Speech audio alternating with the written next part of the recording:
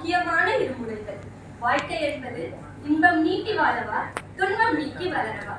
இந்த கேள்வி நமது வாழ்க்கையில் சந்திக்கும் சிக்கல்கள், இன்பம் மற்றும் துன்பம் ஆகியவற்றின் பொருளையும் அதற்கான தீர்வையும் ஆய்வு செய்யக்கூடிய ஒரு நெருங்கிய கேள்வி. இன்றைய பட்டிமன்றத்தில் முன்வைக்கப்படும் கருத்துக்கள், எதிர்ப்புகள் நமது வாழ்வில் இயல்பான திருப்பங்களை பற்றி ஆழமாக சிந்திக்க வைக்கும். ஒரு பக்கத்தில் இன்பம் நீட்டி வளரவும் என்று, மற்றொன்று துன்பத்தை நீக்கி வாழவும். அதற்கான வழியை கூற பின்னாடி போன தன் 11 வயதிலிருந்தே பல்வேறு தலைப்புகளில் பட்டிமன்றங்களை நிகழ்த்தி இலக்கியம் மீது கொண்ட ஆர்வத்தினால் இலக்கிய பித்தனான நடுவர் திரு பிரகாஷ் அவர்களுடன் பட்டிமன்றத்தை இனிதே துவங்குகிறோம்.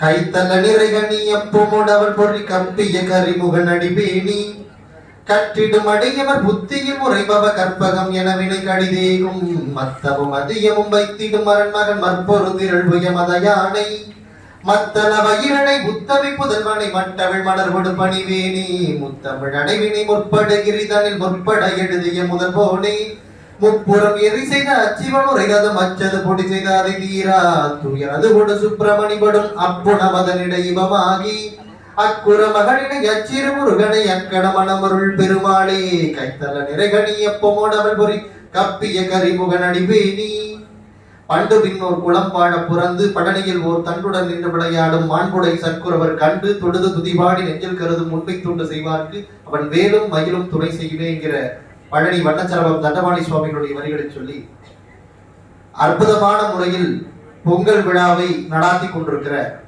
திருச்சி தேசிய தொழில்நுட்ப கழகத்தின் தமிழ் மன்றத்தை சேர்ந்த பொறுப்பாளர்கள், கல்லூரியினுடைய பெருமைக்குரிய சான்றாண்மை செல்வராக விளங்கிக் கொண்டிருக்கிற கல்லூரியினுடைய இயக்குனர் அவர்கள், கல்லூரியுடைய ஃபேக்கல்டி கோஆர்டினேட்டர் அவர்கள், மாணவ மாணவிகள், தொழில்நுட்ப கலைஞர்கள் அத்தனை பேருக்கும் என்னுடைய பெரிய வணக்கங்களையும் வாழ்த்துக்களையும் சொல்லி ஒரு நல்ல விழா பொங்கல் விழா. பொங்கல் விழா அப்படி கொண்டாடுறது எதுக்கு அப்படின்னா, பொதுவாகவே நம்முடைய பண்டிகைகள் எல்லாமே அப்படிதான், நல்ல விஷயங்களுக்காக தான். நன்றி சொல்வது அப்படிங்கிற பண்பை உலகத்திற்கு சொல்வதற்காகத்தான் இந்த விழாக்கள்லாம் கொண்டாடப்படுறாங்க. ஆயுத பூஜைன்னு ஒரு விழா கொண்டாடுறோம். எதுக்கு? ஆயுதங்களுக்கு நன்றி சொல்றது. நம்ம கீழே கூடயே யூஸ் பண்றோமே அப்படிங்கிறதுனால அந்த கடப்பாறை கத்தி எல்லாத்துக்கும் நன்றி சொல்றதுக்காக அதுக்கெல்லாம் புட்டு வச்சு அதை கும்பிட்டு இருக்கோம். ஆயுத பூஜை. சரஸ்வதி பூஜைன்னு ஒண்ணு இருக்கு. அது எதுக்கு? நம்ம அதை தொடர்றது கிடையாது, இருந்தாலும் வச்சுப்போம். அதுதான் நம்ம வாழ்க்கையை மாற்றி விடுது அப்படின்றதுனால அதுக்கு ஒரு பொட்டு வச்சு ஒரு கும்பிடு போடுறோம். அப்படி நமக்கு துணையா இருக்கிற ஆயுதங்களுக்கும் நன்றி சொல்வதற்காக ஆயுத பூஜை, புத்தகங்களுக்கு நன்றி சொல்வதற்காக சரஸ்வதி பூஜை. அந்த அடிப்படையில தான் நமக்கு துணையாக இருக்கிற ஆடு மாடுகளுக்கெல்லாம் இருக்கு இல்லையா, நமக்கு விவசாயம் பண்ணும்போது நமக்கு மாடு துணையா இருந்து நமக்கு விவசாய பணிகள்லாம் செய்யுது. அந்த மாடுகளுக்கு நன்றி சொல்வதற்காக மாட்டு பொங்கல் அப்படின்னு ஒரு பொங்கல். நாம இயற்கையிலேருந்து அரிசியை உருவாக்குறோம், நெல்லை உருவாக்குறோம். அந்த நெல்லை உருவாக்குறதுக்கு காரணமா இருக்கிறது என்னன்னா சூரிய பகவான். அப்படி சூரிய பகவான் இருக்கிறதுனாலதான் நமக்கு நெல் எல்லாம் கிடைக்குது, சாப்பாடு கிடைக்குதுன்றதுக்காக இயற்கைக்கு நன்றி சொல்லுகிற விழா இந்த பொங்கல் விழா. அப்ப மனிதனுக்கு துணையாக இருக்கிற இயற்கைக்கும் மனிதனுக்கு துணையாக இருக்கிற விலங்கினங்களுக்கும் நன்றி சொல்லுகிற பண்பாட்டை சொல்லுகிற பண்டிகை தான் இந்த பொங்கல் பண்டிகை அப்படின்னு சொன்னா, உலகத்திலேயே மனிதர்களுக்கு மட்டும்தான் மற்ற மொழியை சேர்ந்தவர்கள் நன்றி சொல்வதற்கு பழக்கப்படுத்தியிருக்கிறார்கள். ஆனால் நமக்கு துணையாக இருக்கிற ஆயுதங்களுக்கும், நமக்கு துணையாக இருக்கிற மிருகங்களுக்கும், நமக்கு துணையாக இருக்கிற இயற்கைக்கும் நன்றி சொல்லுகிற வழக்கத்தை தமிழர்கள் மட்டும்தான் படைத்து காட்டியிருக்கிறார்கள். அதனாலதான் 5000 ஆண்டு பழமை நமக்கு. அப்படி இருக்கிற பெருமை இருக்கிற இந்த பொங்கல் திருவிழாவை மிக சிறப்போடு நடாத்தி கொண்டிருக்கிறார்கள் இந்த மாணவர்கள். உலகத்துல இப்படி ஒரு நல்ல பசங்களை எங்கேயுமே பார்க்க முடியாது.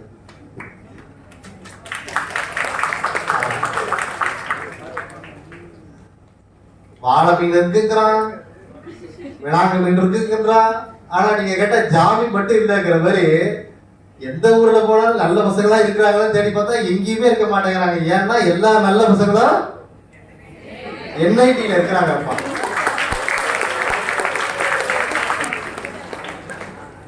எவ்வளவு மேல கூட சொன்னாங்க, பசங்களாம் பார்க்கறதுக்கு எவ்வளவு அழகா இருக்கிறாங்க அப்படின்னு. உண்மையாலுமே அழகுனா அழகு, அப்படிப்பட்ட அழகு. உங்க வீட்டு அழகா, எங்க வீட்டு அழகா, எல்லார் வீட்டு அழகாவும் இருக்கிறாங்க எல்லாருமே. பார்த்தாலே எனக்கே பொறாமையா இருக்கு. நான் ஒரு 9 மணிக்கு ஒரு மேக்கப்பை போட்டு வந்தேன், அது கரைஞ்சி போய் இப்போ ஒழுகிட்டு இருக்கு அப்படியே. நான் அதுக்குதான் டிஷ்யூ பேப்பர்லாம் கேட்டேன், நம்மளுக்கு அதெல்லாம் செட் ஆகலை. ஆனா அழகா இருக்கக்கூடிய ஒரு இடம்னா அது இங்கதான்.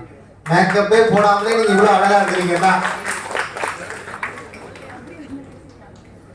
அப்துல் கலாம் அவர்கள் ஒரு ஸ்கூலுக்கு போகும்போது கேட்டாரு, ஐஸ்வர்யா ராய் வந்து இந்தியாவுடைய உலக அழகி ஏன் ஆனாங்க அப்படின்னு கேட்டாரு. எல்லா பசங்களும் அவங்க அழகா இருந்தாங்க ஆயிட்டாங்க, அவங்க அறிவா பதில் சொன்னாங்க ஆயிட்டாங்க அப்படின்லாம் சொல்லிட்டு இருந்தாங்க.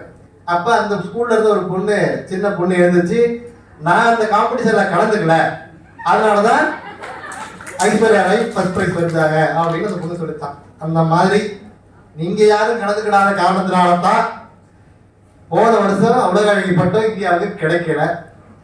நீங்க மட்டும் கலந்துருந்தீங்கன்னா கிடைச்சிருக்குமா, கிடைச்சிருக்காதா? கிடைச்சிருக்கு. உங்கள்ட்ட பிடிச்ச விஷயம் என்ன தெரியுங்களா? நான் என்ன பொய் சொன்னாலும் கை தட்டுறீங்களா?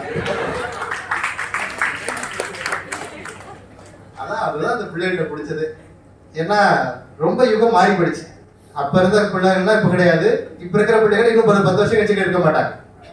எல்லாம் செல்போன் வந்த பிறகு எல்லாம் ரீல்ஸ் தான், எல்லாம் ரீல்ஸ் தான். அப்படி தட்டினா வருது, மின்னலே மின்னலே. அடுத்தது கோடி அருவி கொட்டுதே, கொட்டுதான். கோடி அருவி தலையில கொட்டுச்சுன்னா என்ன ஆக மாட்டேன், கோடி அருவி கொட்டுதேங்கிறான். அதுக்கப்புறம் இன்னொன்று, சோமு ஏன்டா வெளியில இருக்கு, ராமு நீ தானடா சொன்ன, சோமு என்னடா சொன்ன, ராமு அவுட்ஸ்டாண்டிங் ஸ்டூடெண்டா இருக்க சொன்னியடா, ராமு சிரிங்க சிரிங்க சந்தோஷமா இருக்க. இது ஒரு ரீல்ஸுங்க. அவரு தான் வேலை இல்லாம அந்த ரீல்ஸை போடுறாருன்னா நம்ம அதை பார்த்துக்கிட்டு இருக்கிறோம். அது பரவாயில்லைங்க. அதான் பாத்தீங்களா சார், என்னுடைய சப்ஸ்கிரைபர் சொல்லிருக்கிறாரு கமெண்ட்ல, ராத்திரி 12 மணிக்கு ரயில்வே ட்ராக்ல போய் பரோட்டா உட்காந்து சாப்பிட சொல்லிருக்கிறாரு. அவருக்காக, என் சப்ஸ்கிரைபருக்காக நான் இதை பண்றேன் அப்படின்னு போய் உட்காந்து சாப்பிட்றான். அவன் வேலை வெட்டி இல்லாதனாலதான் கமெண்ட் போட்டிருக்கான். அதை இவன் படிச்சுட்டு போய் அதே வேலையை செஞ்சுட்டு இருக்கான். ஒரு காலத்துல அப்பாக்காக வாழ்றேன், அம்மாக்காக வாழ்றேன், காதலனுக்காக வாழ்றேன், காதலிக்காக வாழ்றேன்ற காலம்லாம் போய் சப்ஸ்கிரைபர்களுக்காக வாழற காலம். சப்ஸ்கிரைபர் உங்களுக்காக இவ்வளவு பண்ற ஒரு லைக் போட மாட்டீங்களே அப்படிங்கிறான். அப்போ நம்ம என்ன ஒரு மாற்றத்துக்கு வந்திருக்கிறோம் பாருங்க. அப்படி இருக்கிற சூழல்ல ஒரு நல்ல மாணவர்கள் ஒழுக்கமான முறையில ஒரு நிகழ்ச்சியை நடத்தி காட்டுகிறார்கள் அப்படின்னு சொன்னா, இந்தியாவிற்கே எடுத்துக்காட்டாக இருக்கிற மாணவர்களாக இந்த மாணவர்கள் விளங்கி கொண்டிருக்கிறார்கள் சொன்னா அதுக்கு பெரிய பாராட்டுகள், வாழ்த்துக்கள், வணக்கம். அதுக்கெல்லாம் காரணமாக இருப்பது இந்த கல்லூரியை நுண்மான் நுழைவு அறிவோடு நடத்தி கொண்டிருக்கிற இயக்குனர் அவர்களுக்கு பாராட்டுகள். அவங்க தான் சொன்னாங்க தமிழ் என்றைக்கும் வெல்லும் அப்படின்னு. 1984 மேடம் அவர்கள் பிரான்ஸ்ல நடந்த பாரதியாருடைய 100ஆண்டு விழாவில் கலந்து கொண்டு அதுல அவங்க எழுதின கவிதைக்காக அவங்களுக்கு 400 பிரான்ஸ் கொடுத்துருக்குறாங்க. அந்த மதிப்புல அவங்க வாங்கின மோதிரத்தை தான் இப்ப அவங்க கையில போட்டிருக்கிறாங்க அப்படின்னு என்கிட்ட பெருமையா சொன்னாங்க.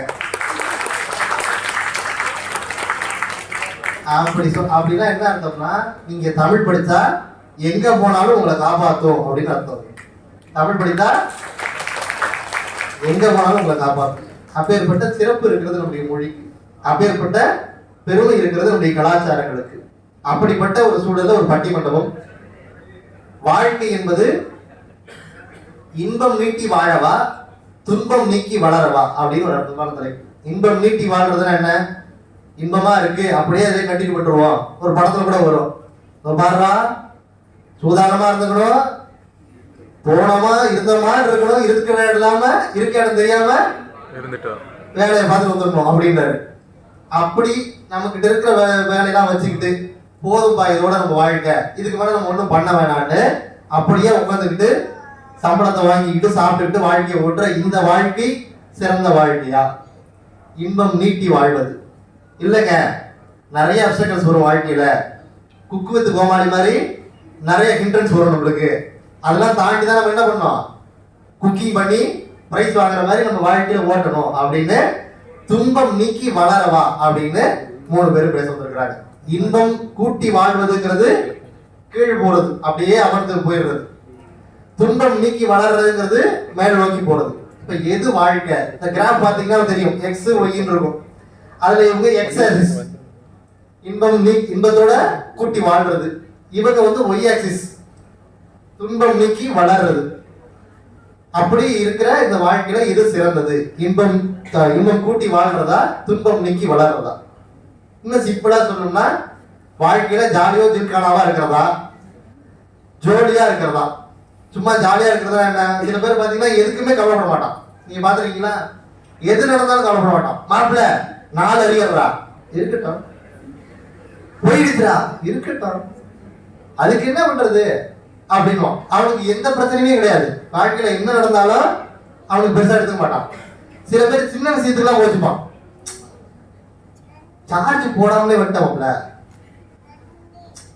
சார்ஜ் போடாம சார்ஜ் சொருகிட்டு அந்த பின்ன சொருகிட்டு சார்ஜ் போடலையா, பின்ன போட சார்ஜ் போடாமலே வந்துட்டேன். ஏன்டா இருக்கட்டும்டா, போய் போட்டுக்கலாம்டா. இல்ல சார்ஜ் ஏறி இருக்கும்ல, ஒரு 10 பாயிண்டாவது ஏறி இருக்கும்ல. சின்ன சின்ன விஷயங்களுக்குலாம் வருத்தப்படுவான். அவனா என்னன்னா சின்ன விஷயங்கள் நடந்தாலும் அதுக்காக மெனக்கிட்டு அடுத்த இடத்துக்கு போகணும்னு நினைப்பான். அந்த மாதிரி ஜாலியா வாழ்க்கையை ஓட்டுறவங்களால கிடைக்கிற வெற்றி வாழ்க்கைக்கு சிறப்பானதா இருக்கா, இல்ல எதா இருந்தாலும் போட்டியும் வளர்ச்சியும் நோக்கி போகிற, தடைகளை தாண்டி ஓடுகிற இவர்களுடைய வாழ்க்கை சிறப்பானதா இருக்குதா அப்படின்றதான் அற்புதமான தலைப்பு. அதுல பேசுவதற்காக அற்புதமாக பேசக்கூடிய 6 பேச்சாளர்கள். முதல்ல இன்பமே அப்படின்றது, இன்பம் கூட்டி வாழ்வதே அப்படின்னு பேசுவதற்காக தஸ்லீம் பானு அவர்கள் அற்புதமா பேசக்கூடியவங்க. நல்லா பேசி உங்களுடைய கைத்தட்டல வாங்குறதுக்காகவே காலைல பார்த்தா ஒரு 2 புக்கு வச்சு பரட்டிட்டு இருந்தாங்க. அவ்வளவு பாயிண்ட்ஸ் எல்லாத்தையும் ரெடி பண்ணி வச்சிருக்கிறாங்க. இன்பம் கூட்டி வாழ வேண்டும் தஸ்லீம் பானு அவர்கள். அதே மாதிரி வணக்கம் சொல்லுங்க பாத்தீங்களா, அதான் மரியாதை இல்லை. அதே மாதிரி பாருங்க, இந்த பிள்ளை பாருங்க, இந்த பிள்ளை வீட்டுக்கு ஏற்ற பிள்ளைங்க. இது ஒட்டடை அடிக்கிறதுக்கு இவங்க வீட்டுல தனியா ஸ்டூல் வாங்க தேவையே இல்லைங்க. அது வந்து நம்ம போன் வாங்கும் போதே சார்ஜர் வந்து இன்பில்டாவே கொடுக்குற மாதிரி அவங்க இன்பில்டாவே ஒரு ஸ்டூல் அவங்க வச்சிருக்கிறாங்க கையில, சரி காலில் வச்சிருக்கிறாங்க. அதை வச்சு ஈஸியா அப்படியே ஒட்டடை அடிச்சிருவாங்க. அந்த அளவுக்கு பேசுவாங்க, நல்லா பேசுவாங்க. காலையிலே வந்து சொல்லிட்டாங்க, சார் எங்களுக்கு தான் தீர்ப்பு கொடுக்கணும் அப்படின்னு மிரட்டி நம்மளை பேச வைக்கணும் அப்படின்னு நினைச்சிருக்கிறாங்க. நல்லா பேசக்கூடியவங்க ஸ்ரீநிதி அவர்கள், உங்களுடைய கைத்தட்டோட. அதே மாதிரி பாத்தீங்கன்னா தனுஷ் நாராயணன் அற்புதமா பேசுவார். இங்க நல்லா பேசுறாரா இல்லைங்க, நீங்க வெளில போய் பாத்தீங்கன்னா ஒரு 1/2 மணி நேரத்துக்கு முன்னாடி செவுத்துட்டெல்லாம் பேசினாரு. ஓஹோ, தம்பி அப்படி போட்டுருக்கு, செவுத்துக்கிட்ட பேசுறாரு, மரத்துக்கிட்ட பேசுறாரு. நான் அங்கதான் நின்றுட்டு இருக்கேன், என்ன பார்த்து பேசுற தம்பி இங்க வாங்க அப்படின்னு கூப்பிட்டு ரொம்ப அற்புதமா பேசக்கூடிய தனுஷ் நாராயணன் அவர்கள். அதுக்கப்புறம் துன்பம் நீக்கி வளரவர். அது பாருங்க, வாயில பொய்யே வராதாம், பேர் அப்படி. இவர் பேர ஒரு படமே வந்து வச்சு, அதாவது அத படம் உள்ள ஓடுமா, அவன் பேரு என்னன்னு ஒரு வார்த்தை கேட்க மாட்டாரா அவரு. கடைசியில எல்லாம் தெரிஞ்சுக்கிட்டு கதை திறந்து மெய்யனகாவாது, உங்க பேர் யாரையோ மெய்யனகா அப்படிங்காக திறப்பான். அந்த படத்துடைய ஒட்டுமொத்த கான்செப்ட் என்னன்னா பேர் தெரிஞ்சுக்கிறது தான். அப்படி ஒரு இப்ப வைரலா இருக்கிற பேர் அவர் பேர் மெய்யப்பன். ஆரோக்கிய சாமின்னு பேர் வச்சிருப்பான், ஹாஸ்பிட்டலே கிடப்பான். இவர் பேர் மெய்யப்ப. இவர் மெய்யா பேசுறாரா இல்ல பொய்யா பேசுறாராங்கிறத பேசும்போது பாத்துக்கலாம். அதுக்கப்புறம் பாத்தீங்கன்னா தம்பி நகுலன் முருகன்.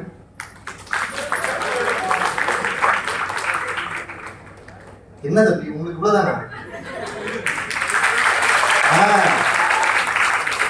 அப்படி போடுங்க, அவ்வளவு செலவு பண்ணிருக்காப்ல. ரொம்ப நல்ல அற்புதமா பேசக்கூடிய நகுலன் முருகன் அவர்கள். அதே மாதிரி பாருங்க, இந்த அம்மா அற்புதமா பேசுவாங்க. ஏன்னா நான் வந்தது பக்கத்துல ஓரமா உட்காந்து ரெடி பண்ணிட்டே இருந்தாங்க, ஏன்ட்ட கூட பேசவே இல்லை. அற்புதமா பேசக்கூடிய சந்தியா அவர்கள். பணிவுனா பணிவு, அப்படி ஒரு பணி. இவங்களாம் நல்லா பேசுவாங்கன்றத விட நீங்களாம் நல்லா கேட்பீங்கன்றதுனாலதான் நாங்க உட்காந்துருக்குறோமே. ஏன்னா நீங்க மேக்கப்ல காட்டுற ஒரு கான்சன்ட்ரேஷனை இவங்க பேச்சுலயே நீங்க காமிக்கணும். ஏன்னா நான் நிறைய இடங்களுக்கு போயிருக்கிறேன். சில பேர் அந்த மேக்கப்புக்கு கான்சன்ட்ரேஷன் பண்றதுனாலயே டீ சாப்பிட மாட்டாங்க, காஃபி சாப்பிட மாட்டாங்க. ஏன் சொல்லுங்க? லிப்ஸ்டிக் கலந்துரும் பாருங்க. சில பேர் வந்து முகத்தை அதிகமா அசைக்க மாட்டாங்க. ஏன் சொல்லுங்க? மேக்கப் கலந்துரும். சில பேர்லாம் சிரிச்சாங்கன்னா அப்படின்வாங்க, மேக்கப் தனியா போயிட்டு வரும். இதை நான் எப்ப கண்டுபிடிச்சேன்னா திருப்பரங்குன்றத்துல ஒரு ஸ்கூல்ல பேசும்போது ஒரு பிள்ளைலாம் பாட சொன்னாங்க. அது ஒரு பிள்ளை மாட்டாங்க அப்படின்ச்சு. பாடுமான்னு எழுப்பி விட்டாங்க. அந்த பிள்ளை போயிட்டு பாடுச்சு. எது காப்பி அப்படின்னு சொல்லாத ஒரு பிள்ளை. ஏன் காப்பின்னு சொன்னா என்ன பண்ணுவான்? முதல்ல ஒட்டும். அதனால அந்த பிள்ளை போய் பாடிச்சு. முருகர் பாட்டு எல்லாரும் பாடுறாங்க. திருப்பரங்குன்றத்தில் நீ சிரித்தாள் முருகா, திருத்தணி மலை மீது எதிரொலிக்கும். இந்த பாட்டு எல்லா பிள்ளையும் பாடுதுங்க. எல்லா பிள்ளைய மைக்கும் ஆஃப் ஆயிடுச்சு. அந்த லிப்ஸ்டிக் போடுற பிள்ளை மைக்கு மட்டும் ஆஃப் ஆகல. அது மட்டும் கேட்குது. அந்த பிள்ளை உதட்டுக்கும் வலிக்காம வாய்க்கும் வலிக்காம முருகருக்கும் வலிக்காம பாடிச்சு. திருப்பரங்குன்றத்தில் நீ சிரித்தாள் முருகா. எதுக்கு ஒட்டக்கூடாதான்? திருத்தணி மலை மீது எதிரொலிக்கும் திருச்செந்தூர் நேராடோ திருப்பணாடோ முருகா முருகா முருகா அப்படின்னு. ஆஹா, முருகருக்கு வந்த சோதனைன்ற மாதிரி. அப்படிலாம் இல்லாம நீங்கெல்லாம் நல்லா ரசிச்சு கையை தட்டி சிரிச்சாதான் நாங்கெல்லாம் பேச முடியும்.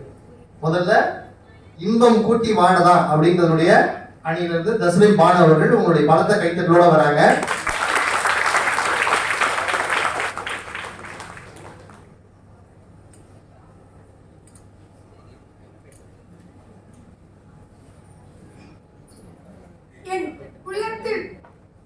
உள்ளத்தில் குடியிருக்கும்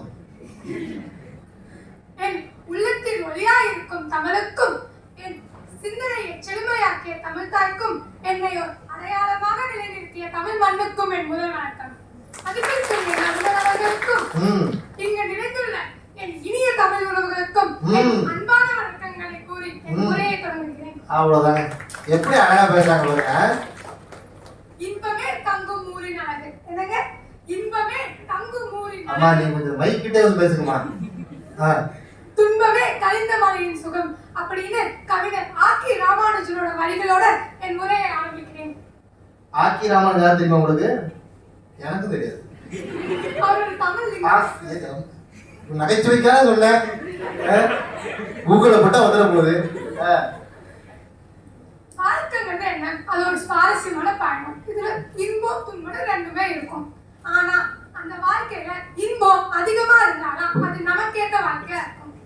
துன்பம் எப்ப வந்தாலும் அதையே புடிச்சிட்டு இருக்காம இன்பத்தை நீட்டி வாழணும்னு தான் நான் இன்னைக்கு விவாதிக்க வந்திருக்கேன். இன்பத்தை நீக்கிட்டு வாழணுமா? இன்பத்தை நீட்டி வாழணும். நான் தெளிவா பேசல. இன்பம் அப்படிங்கிறது ஒரு மனநிலை. அது நமக்கு மகிழ்ச்சியையும் மன நிறைவையும் ஊட்டுது. இதெல்லாம் நம்ம மாணிக்க வாசகர் இன்பத்திலக முருகுதடி அப்படின்னு வாழ்க்கையோட மகிழ்ச்சியை பத்தி அன்னைக்கே நமக்காக சொல்லியிருக்காரு. இன்பம்ங்கிறது ஒரு மனநிலை. இவங்களுக்கு மனநிலை சரியில்லைன்றீங்க. நண்பர்களே, நம்ம பொங்கல் தீபாவளின்னு பாரம்பரிய பண்டிகைகளை ஏன் கொண்டாடணும் உங்களுக்கு எல்லாம் தெரியுமா? ஏன் கொண்டாடணும்? லீவு கிடைக்கும். நம்ம வாழ்க்கையில அத்தனை சோகத்தையும் மறந்து ஒரு நாள் ஆச்சு இன்பமா இருக்கணும்னு தான் முன்னோர்கள் பண்டிகைகளை உருவாக்குனாங்க. பண்டிகைங்கிற ஒரு நாளே அவ்வளவு சந்தோஷமா இருந்தா வாழ்க்கையில ஒவ்வொரு நாளையும் பண்டிகையா பார்த்தா எவ்வளவு சந்தோஷமா இருக்கும். டெய்லி பொங்கல், டெய்லி தீபாவளினா எவன் வேலைக்கு போறது? மகிழ்ச்சிங்கிறது மின்சாரம் மாதிரி இருக்காங்க. இப்போ இந்த பல்பு எப்படி மின்சாரத்துல ஓடுதோ அதே மாதிரி நம்ம மனசு மகிழ்ச்சியா தான் ஓடுது.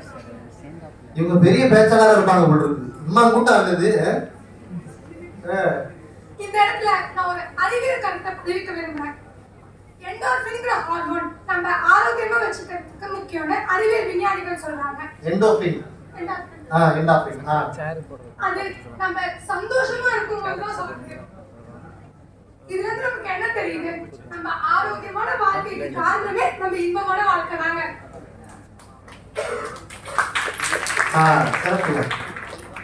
ஊட்ட வேற ரொம்ப வழியுது. நம்ம தமிழ் சங்க இலக்கியங்கள்ல இயற்கை கூட இன்பத்தை வெளிப்படுத்துதுன்னு சொல்லப்பட்டிருக்கு. இதுக்கு சான்றாக குறுந்தொகைகள் பூங்காற்றில் மெல்லிய காற்றை அனுபவித்து வானில் பறக்கும் பறவைகளின் இசையை ரசித்து இவைகளிலே உள்ள மௌனமான இனிமையை உணர்ந்து வாழ்கிறோம் அப்படின்னு ஒரு பாடல் இருக்கும். நம்ம வாழ்க்கைங்கிறது நம்மளை சுற்றி இருக்க இயற்கை வெளிப்படுத்த இன்பத்தை உணர்ந்து மகிழ்ச்சியா வாழ்க்கை. வாழ்க்கைனா என்னங்க? நடுவுல நீங்க சொல்லுங்க, வாழ்க்கைனா என்ன? வாழ்க்கைன்னா என்னன்னா, நீங்க கேள்வி கேட்கறதும் நான் அதுக்கு பதில் சொல்றதும். இப்ப உங்களுக்கு அவர் ஹெல்ப் பண்றது தான் வாழ்க்கை. இதுக்கு பதில் சொல்றதுக்கு முன்னாடி ஒரு குட்டி கதைக்கு போயிட்டு வந்துருவோமா? ஓ, நீங்க அவங்களா? சரி சரி, குட்டி கதை. ஒரு நகரத்துல ஒரு பையன் இருந்தான். அந்த பையன் அவங்க ஊர் லைப்ரரியன்ட்ட எப்ப பார்த்தாலும் துரு துருன்னு கேள்வி கேட்டுட்டே இருப்பான். ஒரு நாள் அவர்கிட்ட போயிட்டு வாழ்க்கையிலேயே முக்கியமான கேள்வி எதுன்னு கேட்கிறான். அதுக்கு அவர் சிரிச்சுட்டு அது உனக்கு தானா தெரிய வரும்பான்னு சொல்லியிருக்காரு. வருடங்கள் கடந்தது. இப்போ அந்த பையன் ஒரு பெரிய சக்சஸ்ஃபுல் பிசினஸ் மேனா இருக்கான். திடீர்னு அவனோட வியாபாரத்துல ஒரு பெரிய நஷ்டம். அதை பார்த்த உடனே மனசொடிஞ்சு போயிட்டு என்னடா வாழ்க்கை இதுன்னு யோசிச்சுட்டு அவரை போய் பார்க்கலான்னு போனான். அங்க அவரோட மேஜையில ஒரு நோட் இருக்கு. அதுல ஒரு கேள்வி, உன்னை நிஜமாவே சந்தோஷமா வச்சுக்கிறது என்ன அப்படின்னு. அதை பார்த்ததும் ஒரு நிமிஷம் உறைஞ்சு போய் ஆழமா யோசிச்சு பார்க்கான். அவன் இவ்வளவு நாள் தேடி ஓடிக்கிட்டு இருந்த பணம், பதவி, உயர்வு இது எதுவுமே அவனை சந்தோஷமா வச்சுக்கல. அவன் எதை வேணாலும் ஒதுக்குனானோ, அவன் ஒதுக்குன பொழுதுபோக்கு, நண்பர்கள், குடும்பத்துக்குள்ள நேரம் செலவழிக்கிறது இதுதான் அவனோட சந்தோஷம்னு புரிஞ்சுக்கிட்டான். இப்ப நம்ம கேள்விக்கு வருவோம். அப்ப நம்ம நண்பர்களோட பொழுதுபோக்குனா தான் நல்லா இருக்கலாம்ன்றீங்க. இத நீங்க சொல்ல வேணாம், நாங்க செய்வோம் மாத்தே. இப்ப நம்ம கேள்விக்கு வருவோம். வாழ்க்கைனா என்னங்க? அதுக்கு பதில் உங்களுக்கு என்ன வேணும், உங்களுக்கு என்ன பிடிக்கும் அதை தெரிஞ்சுட்டு அதை பண்ணுங்க. அதான் வாழ்க்கை. எனக்கு ஒரு திருக்குறள் ரொம்ப பிடிக்கும். அதை நான் இந்த இடத்துல சொல்லணும்னு ஆசைப்படுறேன். சொல்லுங்க, உங்களுக்கு பிடிச்ச திருக்குறள் என்னன்னு சொல்லுங்க, நான் கேட்கிறோம். இன்பதொன்றே பயனின கொள்ளாது துன்பம் தீர்ப்பதற்கு யாது துணை. அதாவது இன்பதொன்றே பயனின கொள்ளாது துன்பம் தீர்ப்பதற்கு யாது துணை. திருவள்ளுவர் அழகா சொல்லியிருப்பாருங்க. துன்பம் அப்படிங்கிற ஒரு விஷயத்துல இருந்து வெளியில வரத்துக்கே இன்பம் தான் துணையா நிக்குது அப்படின்னு. வாழ்க்கைனா என்ன? ரொம்ப சிம்பிள் தான். சரி, இது ஒரு பக்கம் இருக்கட்டும். நீங்க எல்லாம் யோசிக்கலாம், என்னடா இவ இன்பம் இன்பம்னு கத்திட்டு இருக்கா, இன்பமா வாழணும்னு கத்துறா, அந்த இன்பம் எங்கடா கிடைக்கும்? அது என்ன கத்திரிக்காயா? கத்தி கத்தி அந்த பிள்ளைக்கு தொண்டையே போயிடுதுங்க. வீட்லயும் கத்திருக்கும் போல் இருக்கு. அது என்ன கத்திரிக்காயா? கடையில போய் 4 கிலோ வாங்கிட்டு வரதுக்கு அது எங்கடா கிடைக்கும் அப்படின்னு யோசிக்கலாம். இன்பங்கிறது நம்ம கிட்ட சுத்தி எல்லா இடத்துலயும் இருக்கு. நம்மகிட்ட இருக்க விஷயத்த வச்சு மகிழ்ச்சியா வாழலாம். அதுவும் இல்லைன்னா நம்ம கூட இருக்கவங்களை மகிழ வச்சு அந்த மகிழ்ச்சியில மகிழலாம். ஆகவே நம்ம கூட இருக்கிறவங்களை மகிழ வச்சு வாழலாம்.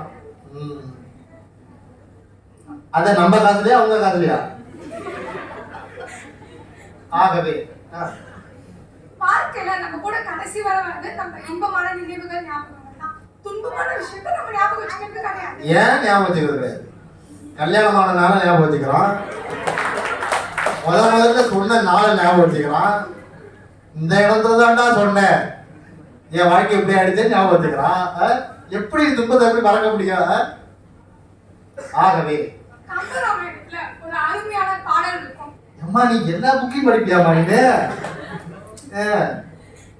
இலங்கையில அவ்வளவு பெரிய போர் நடந்துட்டு இருக்கும்போது நம்ம ராமர் என்ன தெரியுமா பண்ணுவாரு? நம்ம ராமரா? விஜய் டிவில உள்ளாரு அவங்க தானே? அந்த ராமரா? சீதையோட சின்ன சிரிப்ப மனசுல நினைச்சு பாப்பாரு. அவரை அவ்வளவு பெரிய துன்பத்தை கணக்க வச்சது அந்த இன்பம் தாங்க. அந்த அம்மா மான கொண்டு வா அப்படின்னு சொல்லாம இருந்தா இவ்வளவு பெரிய போரே வந்திருக்காது. ஆகவே இன்பம்ங்கிறது ஒரு பக்கம் தேடல் கிடையாது, அது ஒரு பயணம், அது ஒரு கலை. அதை உணர்ந்து நம்ம சிரிச்சுட்டே வாழணும். அவ்வளவுதான். நடுவர் அவர்களே, அன்பும் மணியும் இன்பமும் தந்தை உயிருக்கு உரை யாதொரு தெய்வம் அப்படின்னு நம்ம பாரதி ஸ்டைல்ல நீங்களும் வாழ்க்கை என்பது இன்பம் நீட்டி வாழ்வதற்கு நல்ல தீர்ப்பை வழங்குமாறு கேட்டுக்கொண்டு, அதாவது உயிரை கொடுத்து பேசுறதுங்கிறது இதாங்க. எவ்வளவு பிராக்டிஸ் பண்ணியிருந்தா இன்பம்னா என்ன, துன்பம்னா என்ன, வாழ்க்கைனா என்ன, அனுபவம்னா என்ன, திருக்குறள்னா என்ன, பெரிய புராணம்னா என்ன, கம்பராமாயணம்னா என்ன, ராமர்னா என்ன, இப்படின்னா என்னன்றவனுக்கு எவ்வளவு பேசிருக்கு. அது எவ்வளவு கேள்வி வருது, எத்தனை கேள்வி. வாழ்க்கைனா என்ன சொல்லுங்க, அன்புனா என்ன சொல்லுங்க, இன்பம்னா என்ன சொல்லுங்க.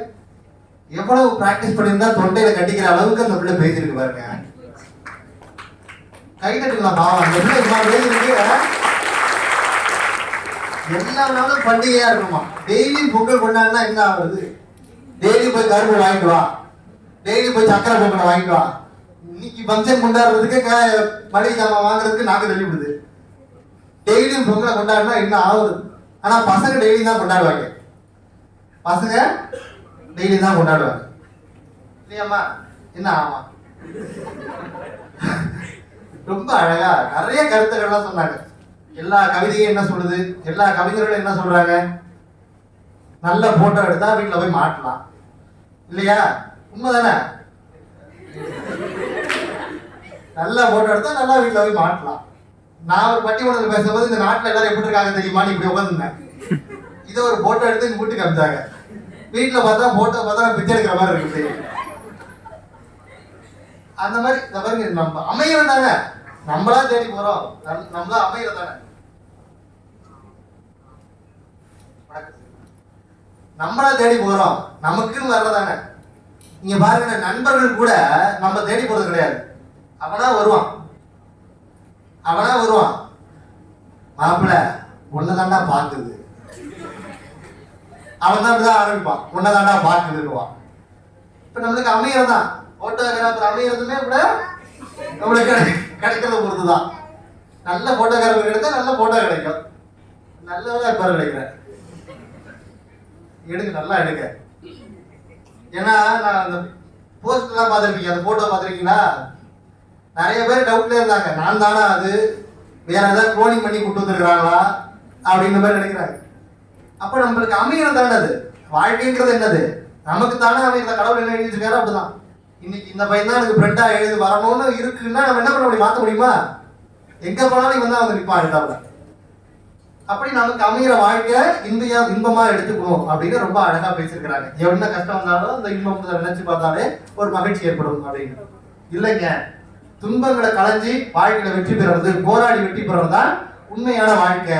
அதுக்கு நான் 2 கதையை சொல்ல வரேன் அப்படின்னு பொய்ய சொல்ல போறாரோ மெய்ய சொல்ல போறாரோ, மெய்யப்பன் வர்றாரு உங்களுடைய கைக்கட்டோட.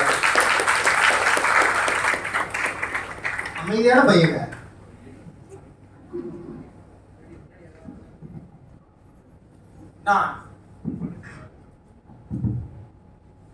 நான் மெய்யப்பன் என்று அழைக்கப்படுகிறேன். மெய்யான சிந்தனைகளை கொண்டு மெய்யான வாழ்வை நோக்கி பயணிக்கின்றேன். இந்த பட்டிமன்றம் மூலம் உங்களை சிரிக்கவும் சிந்திக்கவும் வைத்து இந்த அரங்கத்தை விட்டு வெளியேறும்போது மெய்யான கருத்துக்களுடனும் மெய்யான சிந்தனைகளுடனும் வெளியேறுங்கள் என கூறி எனது தரப்பு வாதத்தை துவங்குகின்றேன். உங்க பேச்சுக்கு ஒரு நல்ல ஒரு மொய் வேற வைக்கணும். என்ன யாரும் சிரிக்க மாட்டீங்க? பழைய யோகா இருக்கும் பொழுது நடுவர் அவர்களே, வாழ்க்கையில இன்பங்கிறது ரொம்ப அவசியமான ஒன்றுதான். ஆனா ஒருவனுக்கு வாழ்க்கையில இன்பம் மட்டும்தான் வரணும் அப்படிங்கிறது ரொம்ப முட்டாள்தனமான விஷயம். பொழுதுக்கு இந்த ஜாங்கிரி சாப்பிட முடியுமாமா? கொஞ்சம் மிச்சராவது சாப்பிட்டாதான் உடம்புக்கு நல்லா இருக்கும். சில்லறை காசுல இருக்க 2 பக்கத்தை போலதான் வாழ்க்கையில இன்பமும் துன்பமும் சேர்ந்தது. இன்பம்னா என்ன? நீங்களும் அம்மா இந்த மாதிரி வாழ்க்கைனா என்ன, இன்பம்னா என்ன, இது ஒரு தொடர்கதை போல இருக்கு. நீங்க ஏதாவது எழுதுறீங்களா இல்லையா? இன்பம்னா என்ன?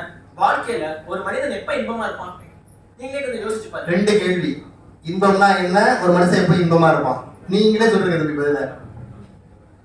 எந்த ஒரு சுவாரஸ்யமான விஷயமும் இல்லாம ஒரு சாதாரண வாழ்க்கையை வாழ்றதா இன்பம் இல்ல.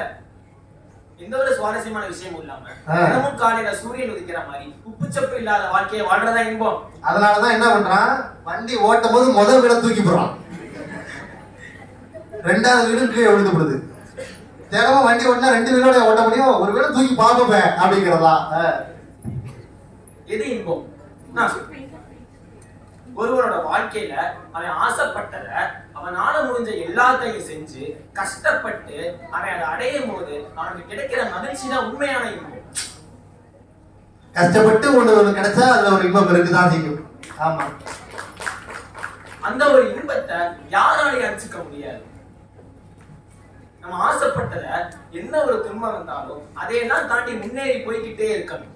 அவனுக்கு பின்னாடி வர சங்கதிய உயர்த்தர சிந்தனை இருக்கும். அப்படி இருக்கவனே உண்மையான மனுஷன். அதை விட்டுட்டு அங்க உட்கார்ந்து இருக்க 3 பேரை மாதிரி இருப்பது ஒரு வாழ்க்கைத்தானே, சந்தோஷமா வாழ்ந்துட்டு போகலாம் அப்படின்னு நினைச்சா வாழ்க்கையில பின்னோக்கி தான் போறாங்க நடுவர்களே. அப்ப இவனெல்லாம் மனுஷன் இல்லைன்றீங்க? நிச்சயமா. எனக்கு முன்னாடி பேசிய தஸ்லீம் திருவள்ளுவர் துன்பத்துல இருந்து மீண்டு வர்றதுக்கு இன்பம் தான் துணையா இருக்குன்னு சொன்னாங்க. ஆனா அதே திருவள்ளுவர் இடும்பைக்கு இடும்பை படுப்பர், இடும்பைக்கு இடும்பை படாதவர்கள் சொல்லியிருக்காரு. அதோட அர்த்தம் என்னன்னா, மன தெளிவு இருக்கவங்க எவ்வளவு பெரிய பிரச்சனை வந்தாலும் அதற்காக சோர்ந்து போகாம துன்பத்திற்கே துன்பத்தை உண்டாக்கி முன்னேறி போய்கிட்டே இருப்பாங்கன்னு சொல்லியிருக்காரு.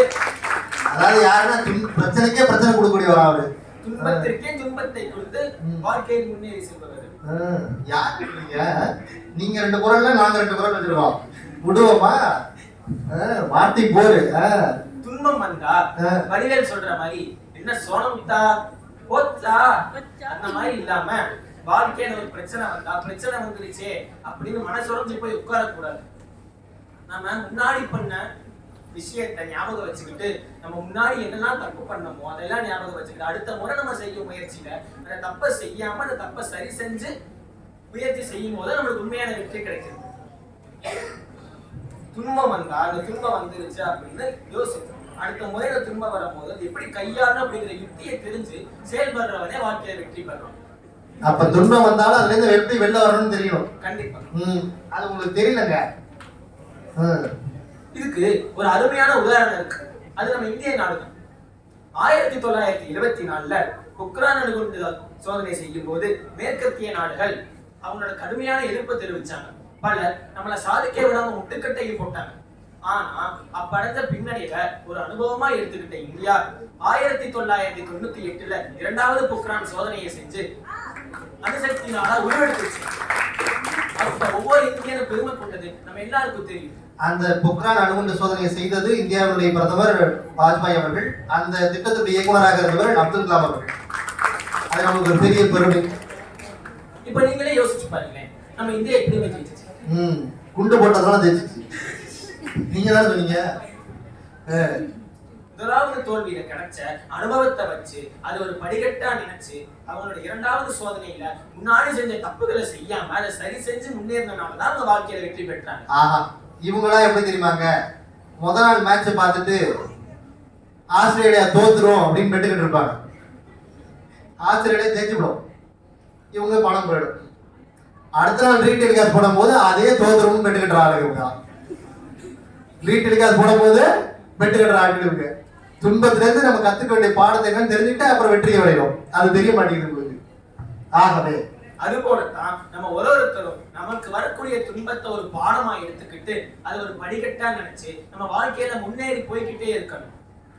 நாளை என்பது இன்றை விட ஒரு படி மேலே இருக்க வேண்டும். ஒவ்வொரு நாளும் ஏற்றத்தை காண வேண்டும். மிக பெரிய லட்சியங்களை அடைய வேண்டும். புதிய கண்டுபிடிப்புகளை உருவாக்க வேண்டும்.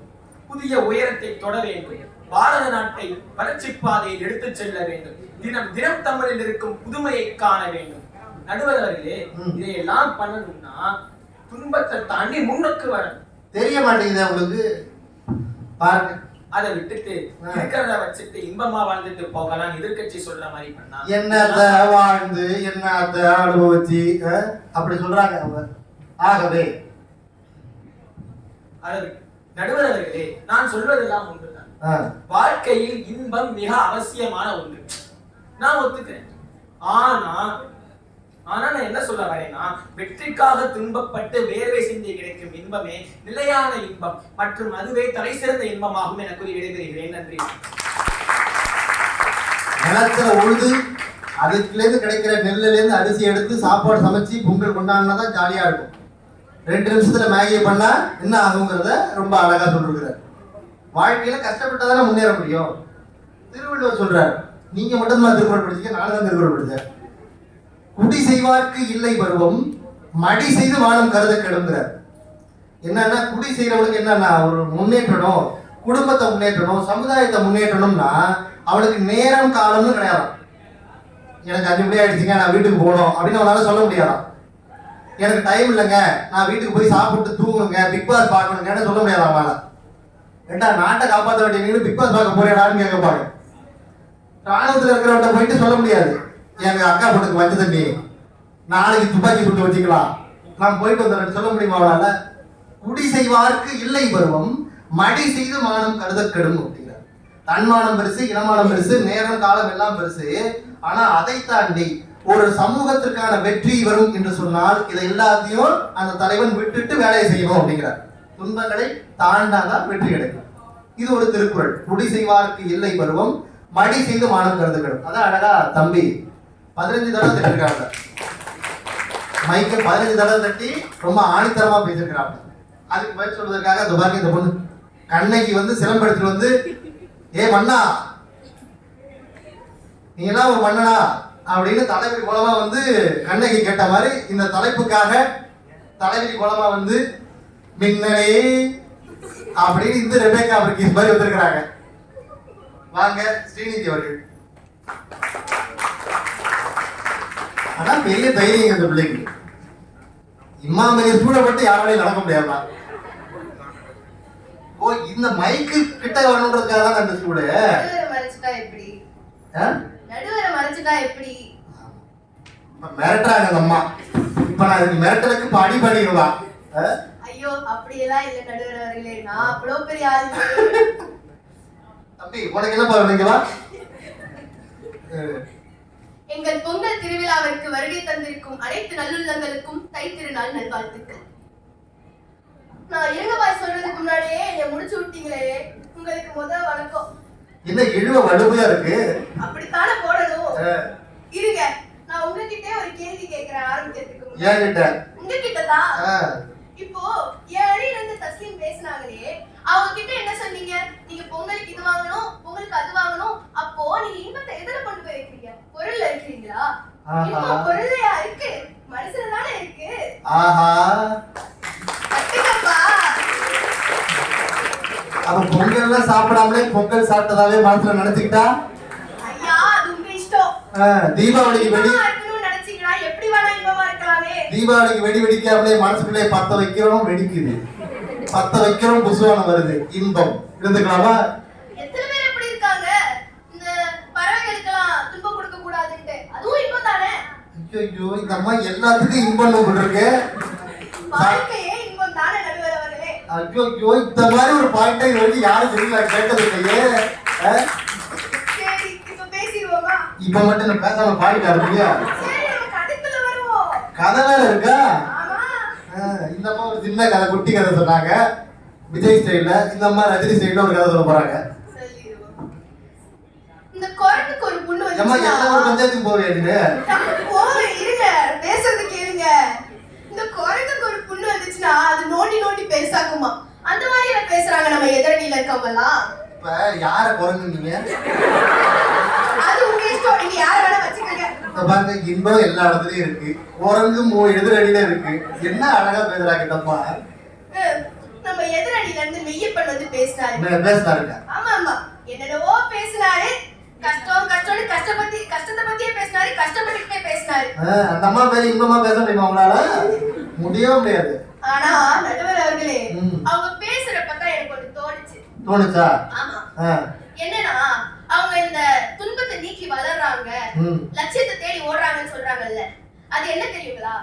காலையில 9 மணிக்கு வேலைக்கு போகணும், 5 மணிக்கு வேலையை விட்டு வரணும், ஒரு பெரிய வீடு வாங்கணும், ஒரு பெரிய கார் வாங்கணும், ஒரு பைக் வாங்கணும், ஊரை கூட்டி பெருசா கல்யாணம் பண்ணணும் அப்படின்னு ஒரு சராசரி மனுஷனுக்கான வளர்ச்சியை தான் இவங்க துன்பத்தை நீக்கி வளர்றதுனே சொல்றாங்க.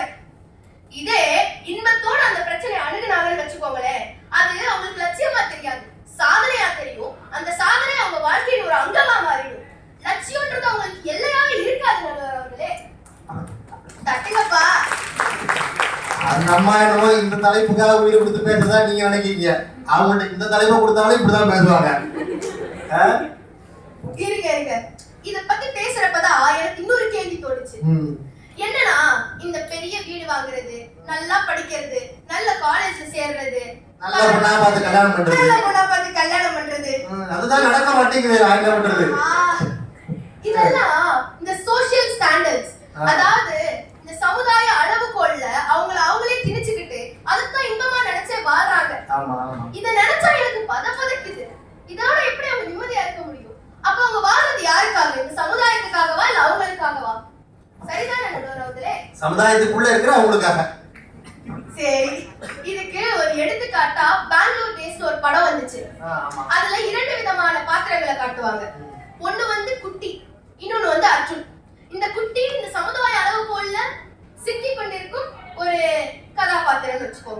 அவர் கை நிறைய சம்பாதிப்பாரு, ஒரு வீடு கட்டியிருப்பாரு, சொந்தமா வச்சிருப்பாரு.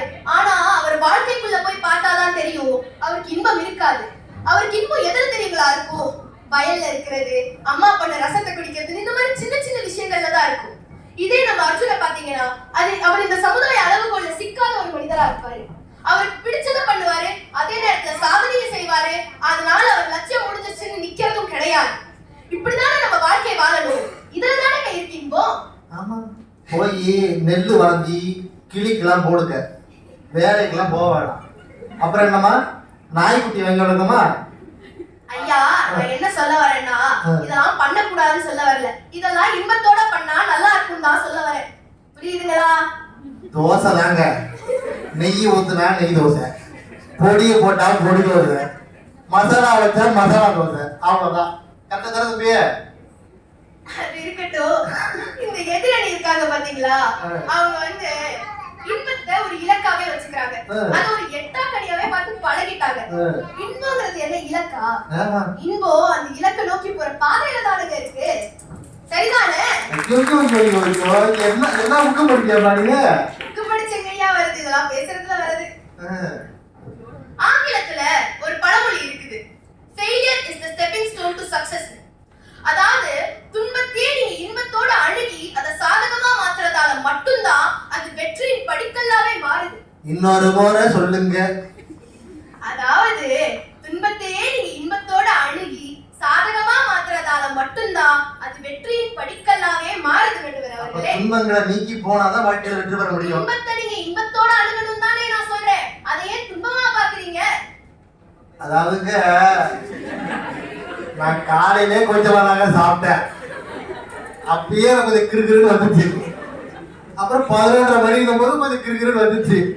இப்ப இந்த அம்மா ரொம்ப தெளிவா பேசுறாங்க. கொஞ்ச நேரத்துல புரிஞ்சிடும், இருங்க.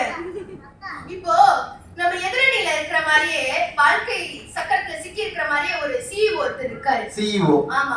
அவர் என்ன தெரியுமா? CEO னா கண்ட்ரோலர் ஆஃப் எக்ஸாமினேஷனா? அது கிடையாது, ஒரு தொழிலதிபர். Chief executive officer. தொழிலதிபர் வச்சுக்கோங்க, தொழிலதிபர். வச்சுக்கோ, சும்மா இருங்க, சும்மா கேள்வி கேக்குறீங்க. வாகா போய்கிட்டு இருக்கேன்ல. வாகா போறீங்களா? வாங்க. ஓ, இந்தியாவோட எல்லாம் வாகா அங்க போறீங்களோ? விடுங்க விடுங்க, வருவோம் நம்ம பேச்சுக்கு. அவர் என்ன தெரியுங்களா சொல்றாரு? ஒரு வாரத்துக்கு 90 மணி நேரம் வேலை பார்க்கணும்னு சொல்றாரு. எத்தனை மணி நேரம்? சார் சொல்றதா? 90 மணி நேரம் வேலை பார்க்கணும்னு சொல்றாரு. அதுக்கும் ஒரு படி மேல போய் எவ்வளவு நேரம் தான் உங்க மனைவி முகத்தை பார்த்துட்டு இருப்பீங்கன்னு கேக்குறாரு. நடுவர் அவர்களே, நான் இப்போ உங்களுக்கு பிளேஸ் பண்ண அந்த கம்பெனி கிடைச்சதா போக மாட்டீங்களா? நான் கம்பெனி பேரே சொல்லலையே. என்ன எப்படி தெரியுமா? சரி, உங்களுக்கு தெரிஞ்சா எனக்கு என்ன? 90 மணி நேரம் ஒரு மனுஷன் எப்படி வேலை பார்க்க முடியும்? உங்களால இருக்க முடியுமா உங்க மனைவி மக்களை பார்க்காம 90 மணி நேரம்? என்ன கல்யாணம் அவளுக்கு நாளைக்கு மனைவி பார்க்கல. சரி, வருங்காலத்துல எடுத்துக்கிட்டா அப்படி? முதல்ல வாங்கணும், அப்புறம் தோண்டணும், அப்புறம் நடவணும். அது மாதிரி இன்னும் கல்யாணத்தை போட்டு பார்க்கணும், அப்புறம் கல்யாணம் பண்ணணும், அப்புறம் தான் பார்க்கறதா போக்குறதா இருக்குது. சரி நடுவர் அவர்களே, அது கூட இருந்துட்டு போட்டும். இப்போ ஆகவே நான் பேசுவேன். இப்போ நம்ம வசூல் ராஜா MBBS படத்தை எடுத்துக்கோமே. அதை ஏன் எடுத்துக்கிட்டு பார்ப்போம். சரி, அதை பார்ப்போம். அதுல தலையெழுத்தே தரையை தொடச்சிட்டு இருப்பாரு ஒருத்தர். அவர்கிட்ட போய் கட்டிப்புடி வைத்தியத்தை பண்ணி அப்படியே இன்பத்தை பகிர்ந்ததோ, நீங்க எங்க வேணா மிதிக்க தம்பி, நான் தொடச்சுக்கிறேன், இதுதான் என் வேலை அப்படின்னு அப்படியே மெமிக்ரி பண்றாரு பாருங்க அவர் பெரிய. அப்படின்னு இன்பத்தோட அந்த வேலையை தொடர்றாரு பாத்தீங்களா? அதுதானே இன்பம் நீட்டி வாழ்றதே. ஆகவே இப்படிதானே வாழணும். இன்னும் நான் நிறைய வச்சிருக்கேன், நீங்க பிரிண்ட் போட்டு கொடுங்க, நாங்க டிஸ்ட்ரிபியூட் பண்ணிக்கிறோம். ஆகவே யாரு நடுவர் அவர்களே, இதை கேளுங்க. இப்போ நீங்க நண்பன் படம் பார்த்திருக்கீங்களா? கண்ணகிதான். அந்த அம்மா போவாது, சிவம் வச்சுக்கிட்டே தான் நிக்கும். இத மட்டும் முடிச்சுக்கிறேன் நான். நீங்க நண்பன் படம் பார்த்திருக்கீங்களா? பார்த்திருக்கேன்.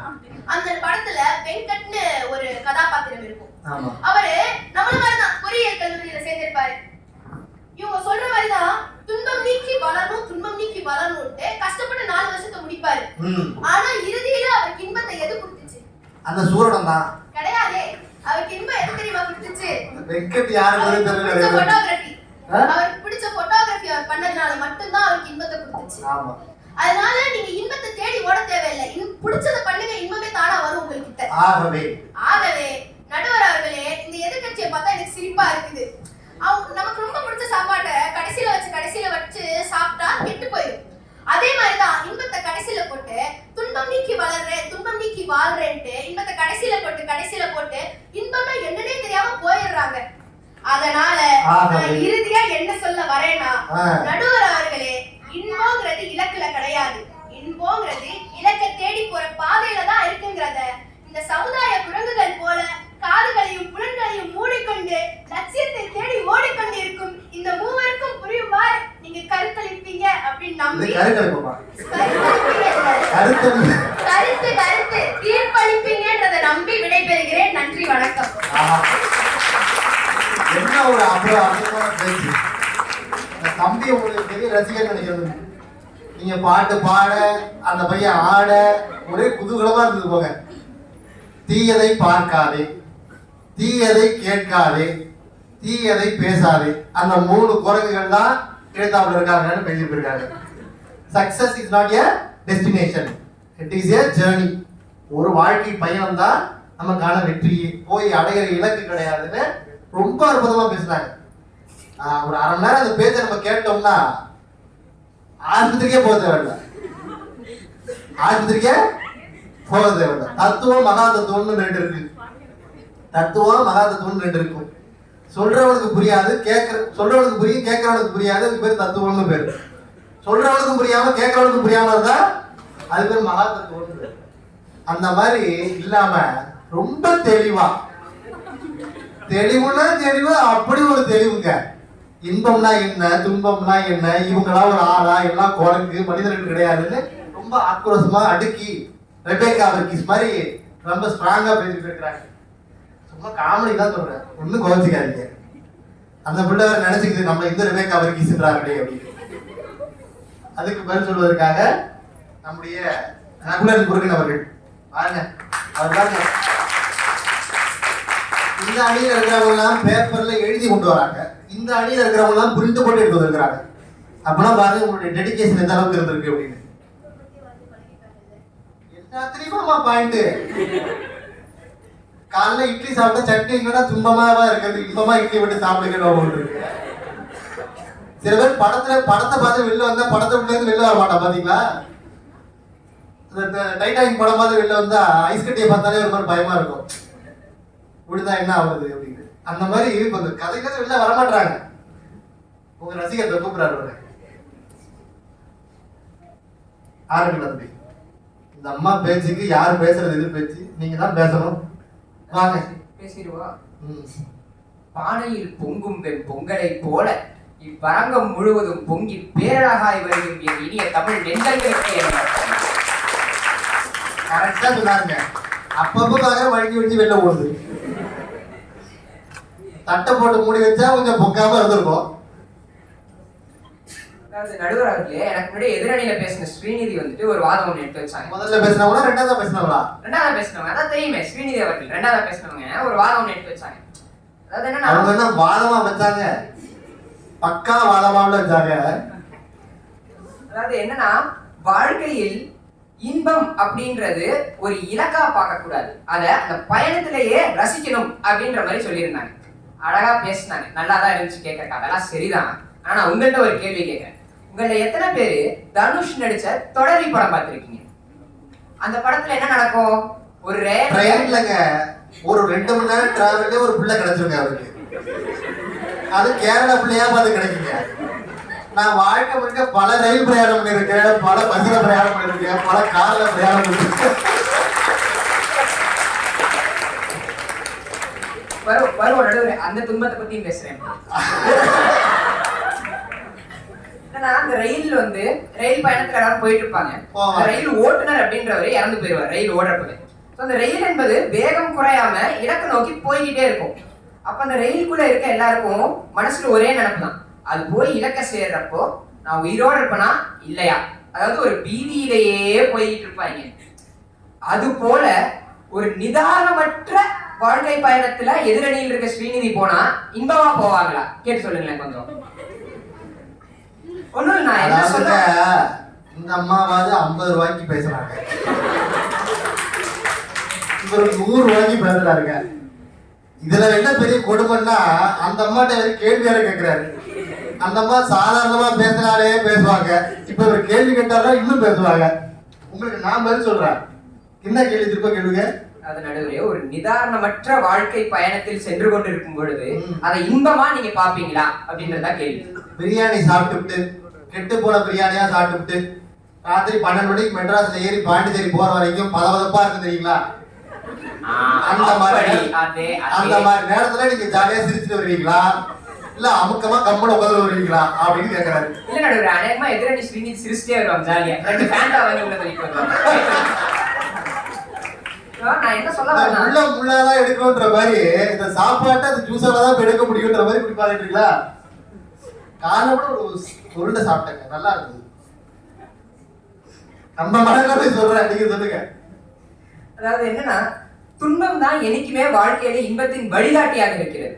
இத ஒரு இத்தாலிய கவிஞர் ஒருவர் அழகா சொல்லியிருப்பார்.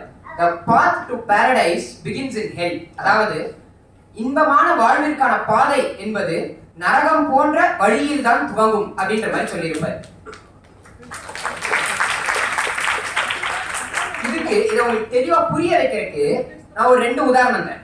முதல் உதாரணம் வந்துட்டு எதிரணியில முதல்ல பேசின தஸ்லிம் அவங்க கிட்ட இருந்து ஆரம்பிக்கலாம்.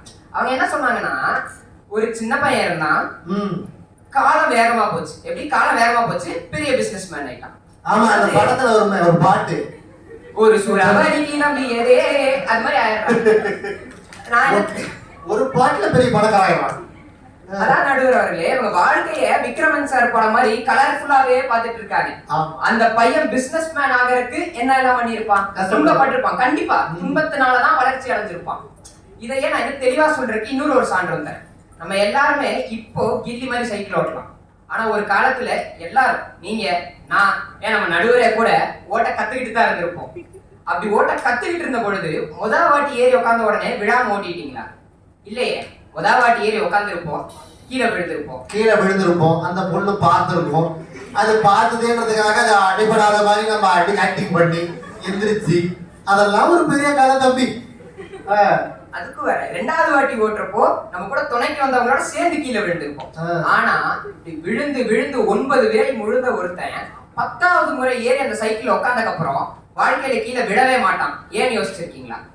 எதிரணியினர் சொல்ற மாதிரி அந்த சைக்கிளை ஓட்டுற பயணத்துல கிடைக்கிற இன்பத்தை விட கீழே விழுகிறதுனால கிடைக்கிற வலி, துன்பம், அதுதான் அவனை விழாம கத்துக்க வைக்குதுன்னு சொன்னா அது எந்த அளவுக்கு உண்மையா இருக்கும்னு நீங்க யோசிச்சு பாருங்க.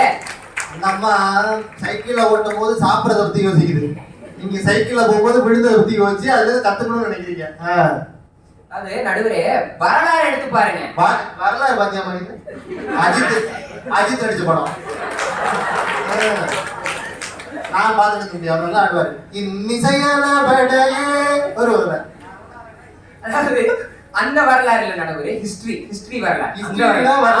அதே வரலாறு எடுத்து பாருங்க நடுவரே. ஹிஸ்டரி டிவி தெரியுமா உங்களுக்கு? அதையும் பார்ப்போம் நாங்க. வாழ்க்கையில் இன்பம் அப்படின்றதுக்கு மட்டும் முதலிடம் கொடுத்து துன்பத்தை ஒதுக்கி வச்ச யாருமே வெற்றி பெற்றது கிடையாது வாழ்க்கையில. ஒண்ணும் இல்ல, இதுக்கு சின்னதா ஒரு சான்று நம்ம கொடுக்கலாம். அந்த சான்றுக்கு முன்னாடி எதிரணியினரை பார்த்து ஒரு கேள்வி ஒண்ணு கேட்கலாம். அவங்க என்ன சொல்லி இருந்தாங்கன்னா, நம்ம கையில் இருக்கிற 80%, அதாவது நம்மனால என்ன பண்ண முடியுமோ, நம்ம முழுமையா என்ன பண்ண முடியுமோ அதை பண்ணிட்டு அதை வச்சு நம்ம இன்பமா இருந்துக்கலாமே அப்படின்ற மாதிரி சொல்லி இருந்தாங்க. அதான் நடுவர் எழுதுவோம், மார்க் போறது சாரோட கையில இருக்கு, அவருக்கு விருப்பப்பட்டது போட்டோம் அப்படின்றாங்க. அதான் சொன்னாங்க. இருங்க பாய், அந்த 80%க்கு எவ்வளவு திண்டாட்டம். இப்ப கேக்குறேன் அந்த கேள்விய, நீங்க எல்லாரும் ஜேஇ தேர்வு ரொம்ப சந்தோஷமா எழுதிட்டு வந்தீங்களோ கேக்குறேன். ஏன்னா ஒண்ணு இல்ல, என் கூட நான் ஜாலியா இருக்கேன்ப்பா, இந்த நொடியில நான் சந்தோஷமா இருக்கேன்ப்பா அப்படின்னு சொல்லிட்டு இருந்த பள்ளி நண்பர்கள் எல்லாரும் இன்னைக்கு கல்லூரிகள்ல டொனேஷனுக்காக மட்டும் கடன் வாங்கி கட்டி படிச்சுட்டு இருக்காங்க. ஆனா இதுதான் என் பாதை, இதுலதான் நான் போகணும் அப்படின்னு முடிவெடுத்து இருப்பு வெறுப்பை தாண்டி கஷ்டப்பட்டு படிச்சு முன்னேறி வந்தனாலதான் நீங்க என்ன போல இவ்வளவு மாணவர்கள் இருக்காங்கன்னு சொல்லும் பொழுது அதுல எந்த விதமான சந்தேகமும் வேணாம் நடுவர்களே. பையன் பாயிண்ட் முடிச்சிட்டாப்ல. டெக்னாலஜி ஆகவே இது போல இன்னொரு ஒரு கதை எனக்கு ஞாபகம் இருக்கு. என்னன்னா, நம்ம எல்லாருமே இதை கேள்விப்பட்டிருப்போம். ஒரு சின்ன குழந்தை ஒரு காரு கீழே மாட்டிக்கிச்சுன்னு சொல்லிட்டு அந்த குழந்தையோட தாயார் அந்த காரையே தூக்குனாங்க அப்படின்ற மாதிரி கேள்விப்பட்டிருப்போம் நம்ம. நீங்க யோசிக்கலாம், ஜேஇ தேர்வை பத்தி பேசி சம்பந்தமே எல்லாம் இதை பத்தி சொல்றாங்க. நம்ம இதுல பார்க்க வேண்டிய முக்கியமான விஷயம் ஒன்று இருக்கு. என்னன்னா, வாழ்க்கையின் மிக அடிமட்ட நிலையில் இருக்கும்போது, அதாவது மிக துன்பமான நிலையில் இருக்கும்போது அதுல இருந்து நான் எப்படியாவது வெளியே வந்துட்டா போதுண்டா அப்படின்னு மட்டும்தான் மனுஷன் யோசிப்பான். இந்த எப்படியாவது அப்படின்ற சொல் எந்த அளவுக்கு சக்தி வாய்ந்த சொல் அப்படின்னா, அந்த மனிதன் தன் வாழ்க்கையில் நினைச்சே பார்க்க முடியாத செயல்களை மிகவும் சுலபமாக செஞ்சு முடிச்சிருவான், அதுல இருந்து வெளியே வரக்கு மட்டுமே. அப்படி சொல்லும் போது ஆகவே அந்த மாதிரி நம்ம சொல்றோம் அப்படின்னா, ஆங்கிலத்தில் அழைக்கப்படும் மேக்சிமம் பொட்டன்ஷியல், அதாவது முழு திறமை என்பது நாம் துன்பத்தில் இருக்கும் போது மட்டும்தான் வெளிப்படையாக தெரியும் நடுவர் அவர்களே. ஆகவே சரி, திரும்ப எதிரணிக்கிட்டே போவோம். அவங்க என்ன சொல்லியிருந்தாங்க, எங்க அணியை பார்த்து நாங்க வந்து பிடிச்ச உணவை கடைசியில வச்சுட்டு அதை சாப்பிட்டு அதாவது ருசிச்சு பார்க்க முடியாமலே அது கெட்டு போயிருது அப்படின்ற மாதிரி சொல்லியிருந்தாங்க. அது மட்டுமா சொன்னாங்க? அவங்க நிறைய சொன்னாங்க. நம்ம இதை பத்தி சொல்லுவோம். அவங்க சொன்னதுலயே அந்த பிடிச்ச உணவுன்றது ஒரு வாழை இலை விருந்துல இருக்க ஜிலேபின்னு வச்சுக்கோமே. ஜிலேபி மாதிரி ஜிலேபி மாதிரின்னு வச்சுக்கோமே. நாங்க என்ன சொல்றோம், ஜிலேபிய கடைசியில வச்சு சாப்பிடுன்னு சொல்றோம். ஆனா ஜிலேபிய முதல்ல சாப்பிட்டு தன் கண் முன் சாதனையாக இருக்கும் சாதத்தையே ஆற விட்டுட்டு உட்காந்துட்டு இருக்காங்க அந்த எதிரணியினர் நான் சொல்றேன்.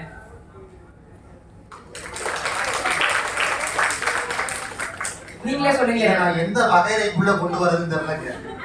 ஜிலேபியே போய் ஒரு விஷயமா சொன்னாரேன்னு கூட ஓகே தான். சாதனையா இருக்கும் சாதத்தை விட்டு விட்டீரே அப்படின்னு பாருங்க, அங்க வச்சா இருக்க பாயிண்ட். ஆகவே இல்ல நான் கேக்குறேன் நடுவே, ஜிலேபி ஆறி போனா கூட சாப்பிடலாம், இனிப்பாதான் இருக்கும். மரியாதை இல்ல நான் கேட்கிற நடுவே, ஜிலேபி ஆறி போனா கூட சாப்பிடலாம், இன்னும் இனிப்பாதான் இருக்கும். சாம்பார் ஆறி போனா சாப்பிட முடியுமா? நல்லாவா இருக்கும் கல்யாணம்?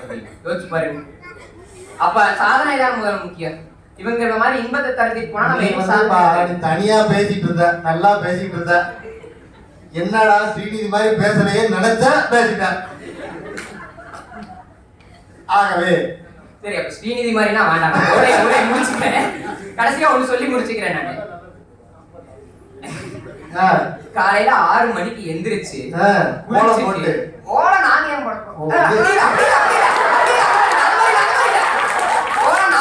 பட்டிமன்றம் பேச வந்தேன்னு சொன்னேன். தப்பா இருக்கு. எனக்கு புரியல, நீங்க ஏதோ சிரிக்கிறீங்க, என்னங்கறத நான் தெரிஞ்சுக்கணும் அவங்களோட. கடைசியா சொல்றேன். அதாவது காலையில 6 மணிக்கு எந்திரிச்சு குளிச்சுட்டு பல்லு சாப்பிட்டு சேர்த்து எல்லாம் முடிச்சுட்டு டிப் டாப்பா ரெடி ஆயிட்டு வந்து ஒரு மேடைக்கு நடுவுல உட்கார்ந்து 6 பேர் மாறி மாறி கூச்சல் போடுறத கேட்கறதே ஒரு விதமான துன்பம் தான்.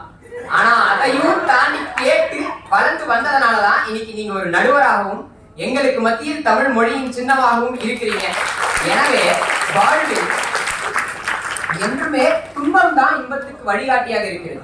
அத்துன்பத்தின் இறுதியில் கிடைக்கும் வளர்ச்சியினால் கிடைக்கும் இன்பம் தான் பேரின்பம் என்று கூறி வாய்ப்பளித்த அனைத்து உள்ளவர்களுக்கு நன்றி வாழ்த்துக்கள். கடைசியா பேசினா அற்புதமான பாயிண்ட், யாரும் பேச முடியாது. என்ன பாயிண்ட் இருக்கீங்க? துன்பம்னா என்ன, இன்பம்னா என்ன, இவர் ஒரு விளக்கம் கொடுத்தார்.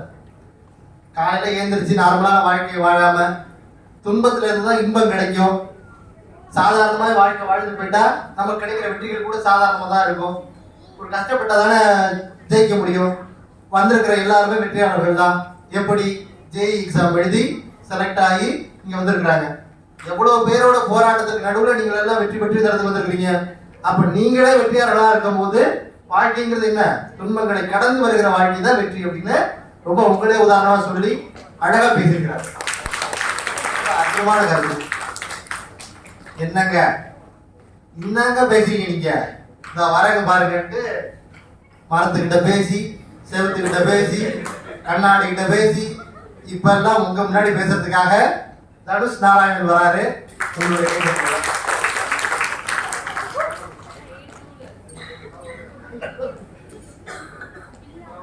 இலக்கிய பித்தன் என்று அன்புடன் அழைக்கப்படும் நடுவர் மதிப்பிற்குரிய ஃபேக்கல்டி அட்வைசர் அவர்களே, மண்ணின் மைந்தர்களே, தமிழ் மன்றத்தினரே, மாணவ முத்துக்களே, உங்கள் அனைவருக்கும் உங்களுடைய பொன்னான வாக்குகளை சைக்கிள் சின்னத்தில் குட்டுமா அன்போடு கேட்டுக்கொள்கிறோம். என்னுடைய தமிழ் வணக்கங்களை தெரிவித்துக். அதாவது பொதுவாக எதிரணிக்கு மட்டும் பதில் சொல்ல வேண்டிய கடமையில இருப்போம். இப்ப நடுவருக்கும் சேர்த்து பதில் சொல்ற நிலைமைக்கு தள்ளிட்டாங்க. நான் என்னங்க உங்களுக்கு கேள்வி கேட்டேன்? என்ன மரத்து கூட பேசுறேன். அதாவது பொங்கல் என்றால் இயற்கையுடன் கொண்டாடுவது என்று அவர் தான் ஆரம்பிக்கும் போது சொல்லிட்டாரு. இயற்கையோட ஆக வாழ்க்கை இன்பம் தருதோ துன்பம் தருதோ. ஸ்ரீநிதி ரொம்ப துன்பம் தந்துட்டாங்க போல. அவர் பேசுறது தெரிஞ்சிருக்குது. எதிரணி யாரும் பார்த்துட்டேன்னா சரி. இப்ப இங்க வரும். எதிரணி முதலாவதாக பேசிய மெய்யப்பன் அருமையா பேசினார். அதாவது அவர் பேசின பேச்சுக்கு ஆடியன்ஸ் சரி வாங்க உருப்படலாம் எந்திரிச்சு போயிடுவாங்க, எந்திரிச்சு போயிட்டு இருக்காங்க. அது அந்த பயத்துல வேற உட்காந்துட்டு இருந்தாங்க. நீங்க சொல்றதை கேட்டு உருப்படுறதே பாருங்க, பொறுமையா நடக்கிறாங்க. பொறுமையா போகமா, ஒன்றும் பிரச்சனை இல்லை. அந்த பயத்துல பாதி நேரம் உட்காந்துட்டு, அதாவது அந்த பக்கம் கதவு இருந்தனா கூட ஒரு மனசு திருப்தியா இருக்குங்க. அப்படியே போறாங்க, யாருக்கும் தெரியாது. இப்போ கண்ணு முன்னாடியே ஏஞ்சி போறது எப்படி தெரியுமா இருக்கு? பேசுங்க. அதுக்கு அடுத்து பேசினார் ஒருத்தர், அதை வேற ஞாபகப்படுத்திட்டீங்க. அதாவது அவர் சொல்றாரு, வாழ்க்கையின் அடிமட்டத்திற்கு சென்றால்தான் உங்களுடைய மேக்ஸிமம் பொட்டன்ஷியலை அடைவீர்கள் அப்படின்றாரு. அதாவது நான் என்ன கேட்கிறேன், வாழ்க்கை என்பது எதனா ஓட்ட பந்தயமா, இல்லாவது ஏதாவது போட்டி வச்சு நடத்துறீங்களா? யார் விரைவாக எல்லைக்கோட்டை மேக்ஸிமம் பொட்டன்ஷியலை காட்டி எல்லைக்கோட்டை யார் விரைவாக சென்றடைவது என்பது எதனா போட்டி நடத்துறீங்களா? அது முதல்ல ஓட்டப்பந்தயம். வாழ்க்கை என்பது ஓட்டப்பந்தயம் இல்லை என்பதை உணர வேண்டும்.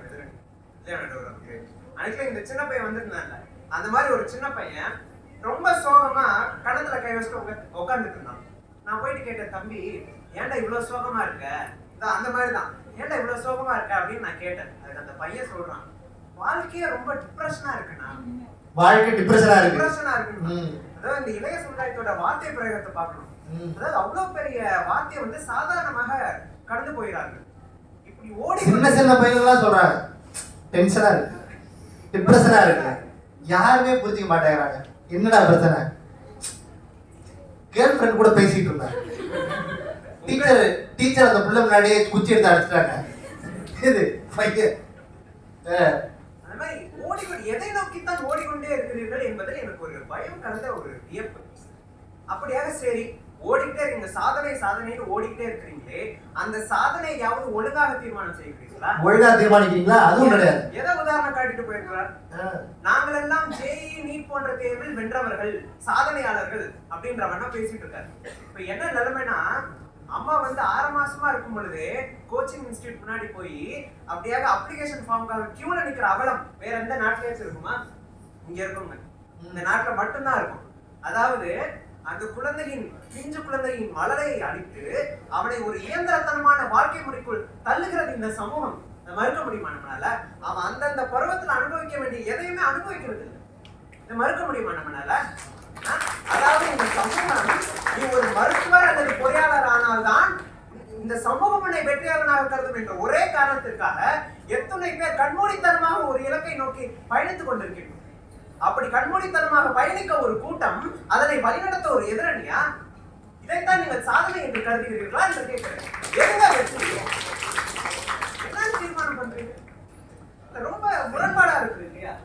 அடுத்து இதை பத்தி பேசும்போதுதான் அப்பா நடுவர்களும் அதை பத்தி பேசியிருந்தார். அப்பா படத்துல ஒரு அருமையான காட்சி இருக்கும். அப்படியாக அரசு பள்ளியில படிக்கும் அந்த பையன் வந்து அவங்க அப்பாவை பார்த்து கேட்பான், அப்பா ஏன்பா எங்க ஸ்கூலுக்குலாம் வேன் இல்லைன்ற மாதிரி கேட்பான். அதுக்கு சமுத்திரக்கணியண்ணன் ஒரே வரையில ரொம்ப பொருத்தமான பதில சொல்லியிருப்பாரு, தம்பி நீங்க எல்லாம் நாட்டுக்கோழிப்பா, அவங்க எல்லாம் கூண்டில் அடைக்கப்பட்டு எடுத்து செல்லப்படும் பிராய்லர் கோழி வகைகள் என்று 1000 அர்த்தம் இருக்கு அந்த வசனம் பின்னாடி. அப்படி அருமையா சொல்லியிருப்பார் இல்லையா? அதே மாதிரி கடந்த வருஷத்துல வெளிவந்த படங்கள்ல நம்ம மனசு தொட்ட படம் அப்படின்னு பாத்தீங்கன்னா மெய்யர்கள் எனக்கு ரொம்பவே பிடிச்சிருந்துச்சு. அந்த படத்துல பாத்தீங்கன்னா அந்த சலிப்பான அன்றாட வாழ்க்கையை தவிர்த்து விட்டு ஒரு நாள் கூட சொல்ல முடியாது, ஒரு ராத்திரி அவர்கள் அப்படியாக மேற்கொள்ளும் அந்த உரையாடல் அவர்களோட வாழ்க்கையை மாற்றி, அவர்களோட வாழ்க்கை மட்டுமல்ல நம்மளோட வாழ்க்கையிலேயே என்னென்ன சின்ன விஷயங்களை நம்ம தவற விட்டுருக்கோம் அப்படிங்கறத நம்ம கண்டிப்பா நினைவு இல்லையா? என்னதான் நடுவர் சொன்ன மாதிரி 40 லட்சம் 50 லட்சம்னு வெளிநாட்டுல போய் வேலை செஞ்சாலும் உள்ளூர்ல ஜம்முன்னு விவசாயம் பார்த்துட்டு ராஜா மாதிரி வாழ்ற வாழ்க்கை வருமா நடுவர் அவர்களே? வருமா? இந்த மாதிரி இழந்த விஷயங்கள் பற்றி பேசும் பொழுது தன்னுடைய வாழ்க்கையை இழந்த ஒரு ஜீவன் வந்து நம்ம எல்லார் வீட்லயுமே இருப்பாங்க. அது வேற யாரும் இல்ல, நம்ம அம்மா தான். அதாவது கல்யாணம் வரை பெற்றோர்களுக்காக, அதற்கும் பின் கணவனுக்கு துணை புரிய, அதற்கும் பின் பிள்ளைகளின் சாதனைக்காக, அப்படியாக வாழ்நாள் முழுவதும் மற்றவர்களின் சாதனையை தன்னுடைய சாதனையாக கருதி வாழ்நாள் முழுவதும் வாழும் ஒரு ஜீவன் என்று பாத்தீங்கன்னா நம்ம அம்மா. இதை மறுக்க முடியுமா? மறுத்து சொல்ல முடியுமா இதை? ஆனால் என்றாவது அவருக்கு நம்மளுடைய நேரத்தை நம்ம செலவிட்டு இருக்கோமா? யோசிச்சு பாருங்க.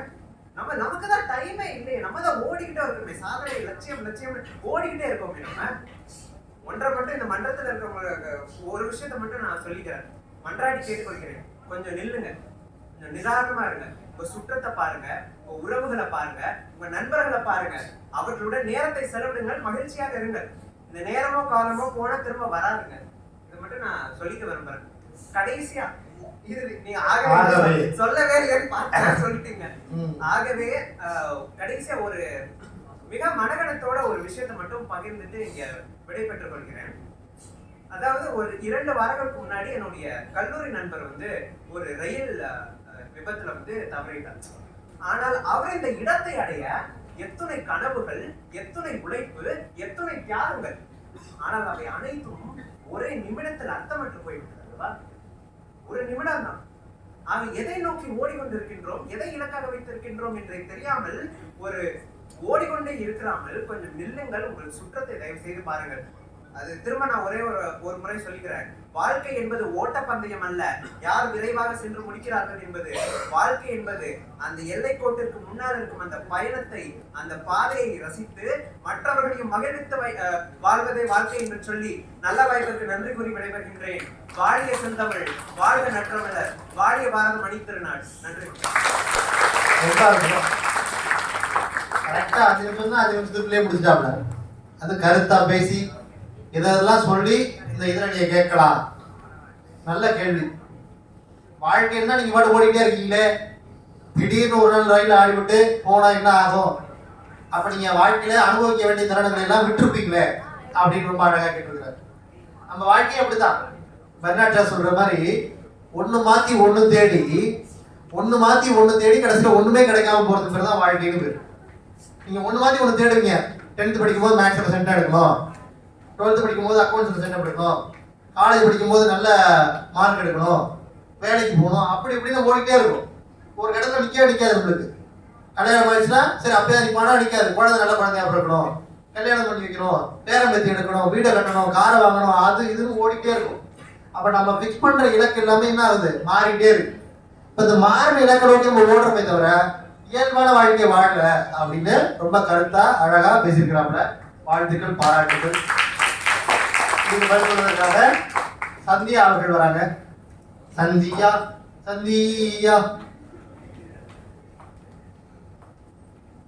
இந்த நாள் ஆச்சு அந்த பாட்டை நான் கேட்டு. நான் ஸ்கூல் டைம்ல இருக்கும்போது நிறைய பேர் இந்த பாட்டை சொல்லி என்னை கலாய்ப்பாங்க. இப்ப நான் கலாய்க்கலமா, நான் சும்மா தான் கூப்பிட்டேன். இருக்கட்டுமா, அவங்க எவ்வளவு நல்ல பிள்ளையா இருக்குது. இதுக்கு ஒரு கைதல் கொடுங்க அந்த பிள்ளைக்கு. மதிப்பிற்குரிய நடுவர் ஐயா அவர்களுக்கும், இயக்குனர் இப்பதான் கிளம்பி இருக்காங்க, மற்றும் நம் ஃபேக்கல்டி அட்வைசர் ஐயா அவர்களுக்கும், ஆசிரியர் பெருமக்களுக்கும், என் தோழமைகளுக்கும், அவையோர் அனைவருக்கும் என் அன்பு வணக்கங்களை தெரிவித்துக் கொள்கிறேன். ஐயா, இந்த கண்ணாடி ஜாடிக்குள்ள பாத்தீங்கன்னா பூச்சிகள் எல்லாம் போட்டு பூட்டி வைப்பாங்க, மூடி வைப்பாங்க. அந்த பூச்சிங்க வெளில வர்றதுக்கு ரொம்ப முயற்சி பண்ணிட்டே இருக்குமா. கொஞ்ச நேரம் கழிச்சு பாத்தீங்கன்னா அது அந்த மூடியை திறப்பாங்க. ஆனா பூச்சி எதுவுமே மேல வராது. ஏன்னா அது அங்கேயே பழகி இருக்கும்.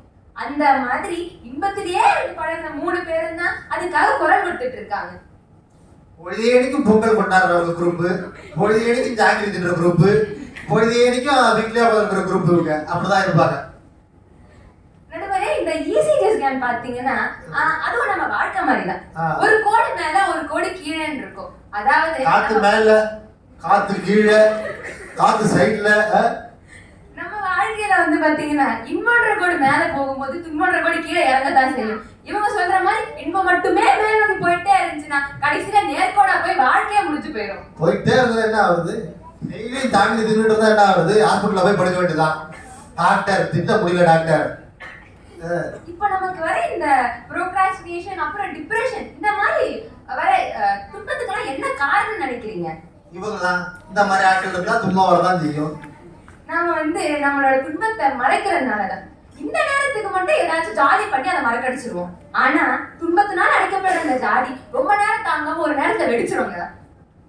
எதிரடி வந்து நல்லா பேசினாரு. ஒரு சின்ன வாண்டு பையன் வந்து ஸ்ட்ரெஸ் டிப்ரெஷன் பெரிய பெரிய வார்த்தை எல்லாம் சொல்றாரு. அதுக்கெல்லாம் காரணம் என்ன நினைக்கிறீங்க? இவரை பார்த்தா தோணுது வந்து சொல்லணும், அதனால அது சொல்றான். நான் அப்புறம் வந்து எல்லாரும் ஆசீர்வாதம் பண்ணும்போது கூட வந்து பாத்தீங்கன்னா எல்லாம் சந்தோஷமா இருந்தா சொல்றாங்க. சந்தோஷத்தை பத்தி இவ்வளவு பேசுற நாம துன்பன்றத பத்தி ஒரு நாளும் பேச மாட்டோம். எல்லாரும் துன்பமா இருக்குன்னு அழுத்துவாங்க, ஒரு வார்த்தைக்கு சொல்றதா மாட்டாங்க. ஆனா சந்தோஷம் நம்ம இப்ப சந்தோஷமா இருக்கணும்னு வச்சுக்கோங்க, அதை நண்பர்கள்கிட்ட பகிர்வோம், குடும்பத்துல பகிர்வோம், சொந்த பந்தங்கள்ட்ட சொல்லுவோம். ஆனா துன்பம்னு ஒண்ணு வந்துச்சுன்னா அதை தனியா ஒரு தனிமரமா நின்றுதான் நம்ம அதை எதிர்கொள்ளுவோம். அந்த மாதிரி எல்லா துன்பமும் சேர்ந்து இந்த மனசுல டிப்ரெஷன் மன உளைச்சலா வெளிப்படுதுங்க. சொல்லுவாங்க கடும் மன உளைச்சலுக்கு ஆளாயிட்டு. காரணம் அதான். நம்ம ஏதாவது பிரச்சனைன்னு நம்ம ஃப்ரெண்டுக்கு போன் பண்ணா நம்ம பிரச்சனையை விட்டுவிட்டு அவன் ஒரு பிரச்சனையை சொல்லுவான். நீங்க பாத்திருக்கீங்களா? நம்ம ஒரு பிரச்சனையை சொல்லான்னு போன் பண்ணா அவன் ஒரு கதை சொல்லுவான். அதை ஏன்டா இவன்ட்ட சொல்லிட்டு போன பண்ணிட்டு நம்மளே பார்க்க வேண்டியதா இருக்கும். நடுவரே, நமக்கு ஒருத்தரோட ஆறுதல்னால கிடைக்கிற இன்பத்தை விட நம்மளா ஒரு செயலை செஞ்சு அதுல தோல்வி அடைஞ்சு அதுல கிடைக்கிற துன்பத்தினால பிற மனிதர்களால கிடைக்கிற அவமானத்தினால வர கோபத்தினால வர ஊக்கம், அதுதான் நடுவரே நம்மளை இன்னும் மேல் நோக்கி கொண்டு போகுது. அதனாலதான் ரொம்ப அழகான பாயிண்ட்ங்க. ஆமா, அதனாலதான் இன்னைக்கு தலைப்பு கூட துன்பம் நீக்கி வளரவான் இருக்கு. இன்பம் நீட்டி வளரவான் இல்லையே. எதிரடி சொல்ற மாதிரி துன்பம் வந்த உடனே யாருக்கிட்டாச்சும் பகிரோன்னு வச்சுக்கோங்க, துன்பம் போயிடும். சரி, துன்பத்தை கொடுத்து அந்த செயல் போடுமா?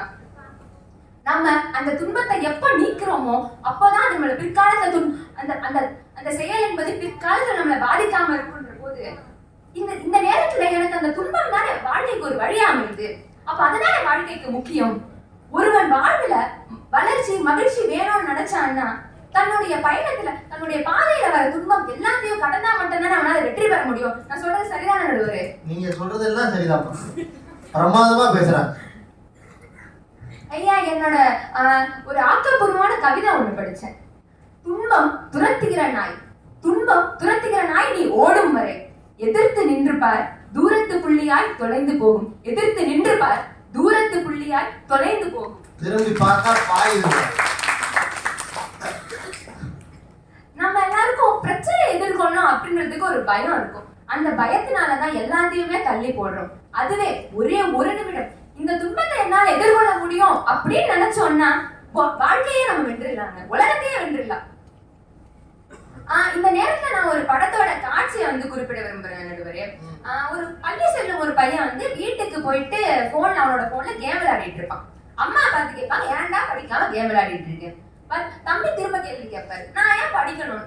அம்மா சொல்லுவாங்க, நீ நல்லா படிச்சா நல்ல காலேஜுக்கு போவ, நல்ல காலேஜ் போய் நல்ல வேலைக்கு போனா கால் மேல கால் போட்டு ஏசி ரூம்ல ஜாலியா கேம் விளையாடுறாங்க. தம்பி சொன்ன ஒரு வார்த்தை, நான் ஏற்கனவே அதான பண்ணிட்டு இருக்கேன். இந்த காட்சியை நான் சிறு வயதுல பார்க்கும்போது எனக்கு நல்லா தான் இருந்துச்சு. ஆனா ஒரு நிமிடம் யோசிச்சு பார்த்தேன், நான் இந்த நொடி மட்டும் சந்தோஷமா அனுபவிச்சேன்னா என்னோட வாழ்க்கை முழுவதும் நிம்மதியா இருக்குமா? இப்போ எந்த துன்பமும் படாம எந்த முயற்சியும் செய்யாம வாழ்க்கையை நான் அப்படியே அனுபவிச்சா நல்லா இருக்குமா? பதில் என்னோடது இல்லைங்க, உங்களோடது.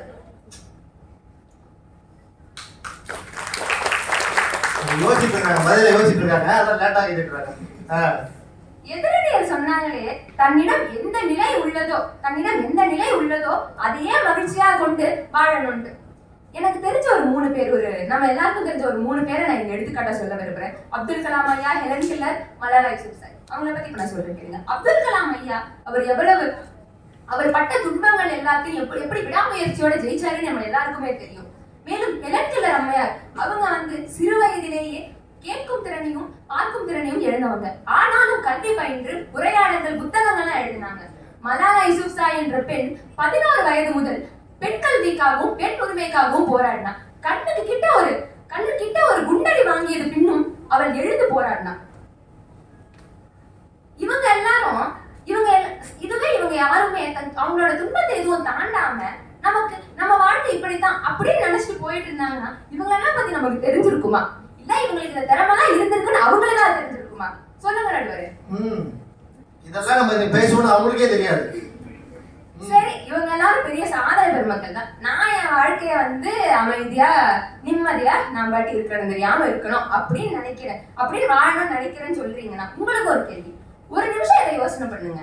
நடுவரே, ஆங்கிலேயன் கிட்ட இருந்து நம்ம மூத்த தலைமுறையர் யாரும் சண்டை போடாம அவங்க மட்டும் நமக்கு இந்த சுதந்திரத்தை வாங்கி கொடுக்கலன்னா இந்த நேரம் இந்த கணம் நம்மளால விடுதலைன்ற மூச்சை நம்மளால துன்பத்தை நாம நீக்காம விட்டா வாழ்க்கையில நிம்மதிதான் கிடைக்குதா இல்ல சந்தோஷம் தான் கிடைக்குதா சொல்லுங்க நடுவரே. ஆகவே இப்போ வந்து ஒரு சின்ன கவிதை ஒண்ணு நான் படிச்சது பகிர விரும்புறேன். எதுவும் கடினம் அல்ல, எதுவும் கடினம் அல்ல, வள்ளிய ஓடுடைத்து மெல்லிய குஞ்சு வருவதை பார், வள்ளிய ஓடுடைத்து மெல்லிய குஞ்சு வருவதை பார். நாம இப்போ இந்த இடத்துல நிக்கிறோம் அப்படின்னா, இந்த கடத்துல இங்க இருக்கோம்னா நம்ம கடந்து வந்த பாதையில உள்ள துன்பம் எல்லாத்தையும் தாண்டினாலதான் முடியும். எதிரணி சொல்ற மாதிரி வாழ்க்கைய வந்து எப்பவுமே சந்தோஷமா வாழ்ந்துட்டே போயிட்டோம்னா அது ஒரே நேர்கோடா போய்தான் முடியும். விழுந்து எழுந்து விழுந்து எழுந்து வர துன்பம் எல்லாத்தையும் நீக்கி தினமும் ஒரு புதிய பிறப்பெடுத்து நம்ம வாழ்ந்துட்டு இருக்கோம். அப்படி வாழும் பொழுதுதான் நம்மளோட வாழ்க்கை செழுமை பெறுது. இந்த குறிப்பை நான் வந்து பசுமரத்தாணி போல் இங்கே குறிப்பிட்டு வாய்ப்பு நடுவரையா நல்ல தீர்ப்பு வழங்குமாறு கேட்டு வாய்ப்பளித்த அனைத்து நல்லுள்ளங்களுக்கும் நன்றி கூறி விடைபெறுகிறேன். நன்றி. பிரமாதம். முதல்ல 4 பேர் பேசினாங்க, நல்லா கலகலப்பா கொண்டு போய் ஒரு நல்ல கருத்தையும் காமெடியா பேசி அழகா அற்புதமா கொண்டு வந்தாங்க.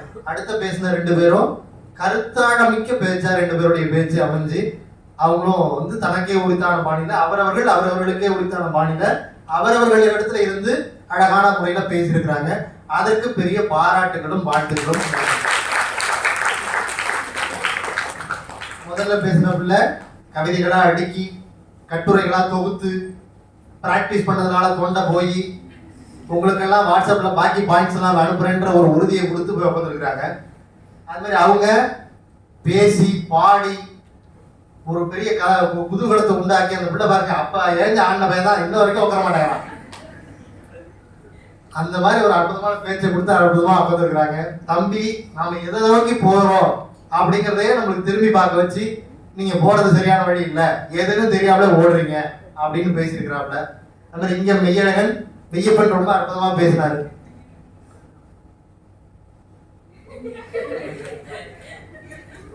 ரொம்ப அற்புதமான முறையில தனக்கே உரித்தான பாணியில நிறைய கவிதைகள் எல்லாம் கொண்டு வந்து மைக்கை தட்டி 15 இதெல்லாம் தட்டி உங்களை எல்லாம் கேட்க வச்சாரு. அதே மாதிரி தம்பி ஸ்ரீநிதிக்கு சரியான பதிலடி கொடுக்கக்கூடிய ஒரே ஆளுங்கிற மாதிரி ஒரு பதிலை கொடுத்தாரு.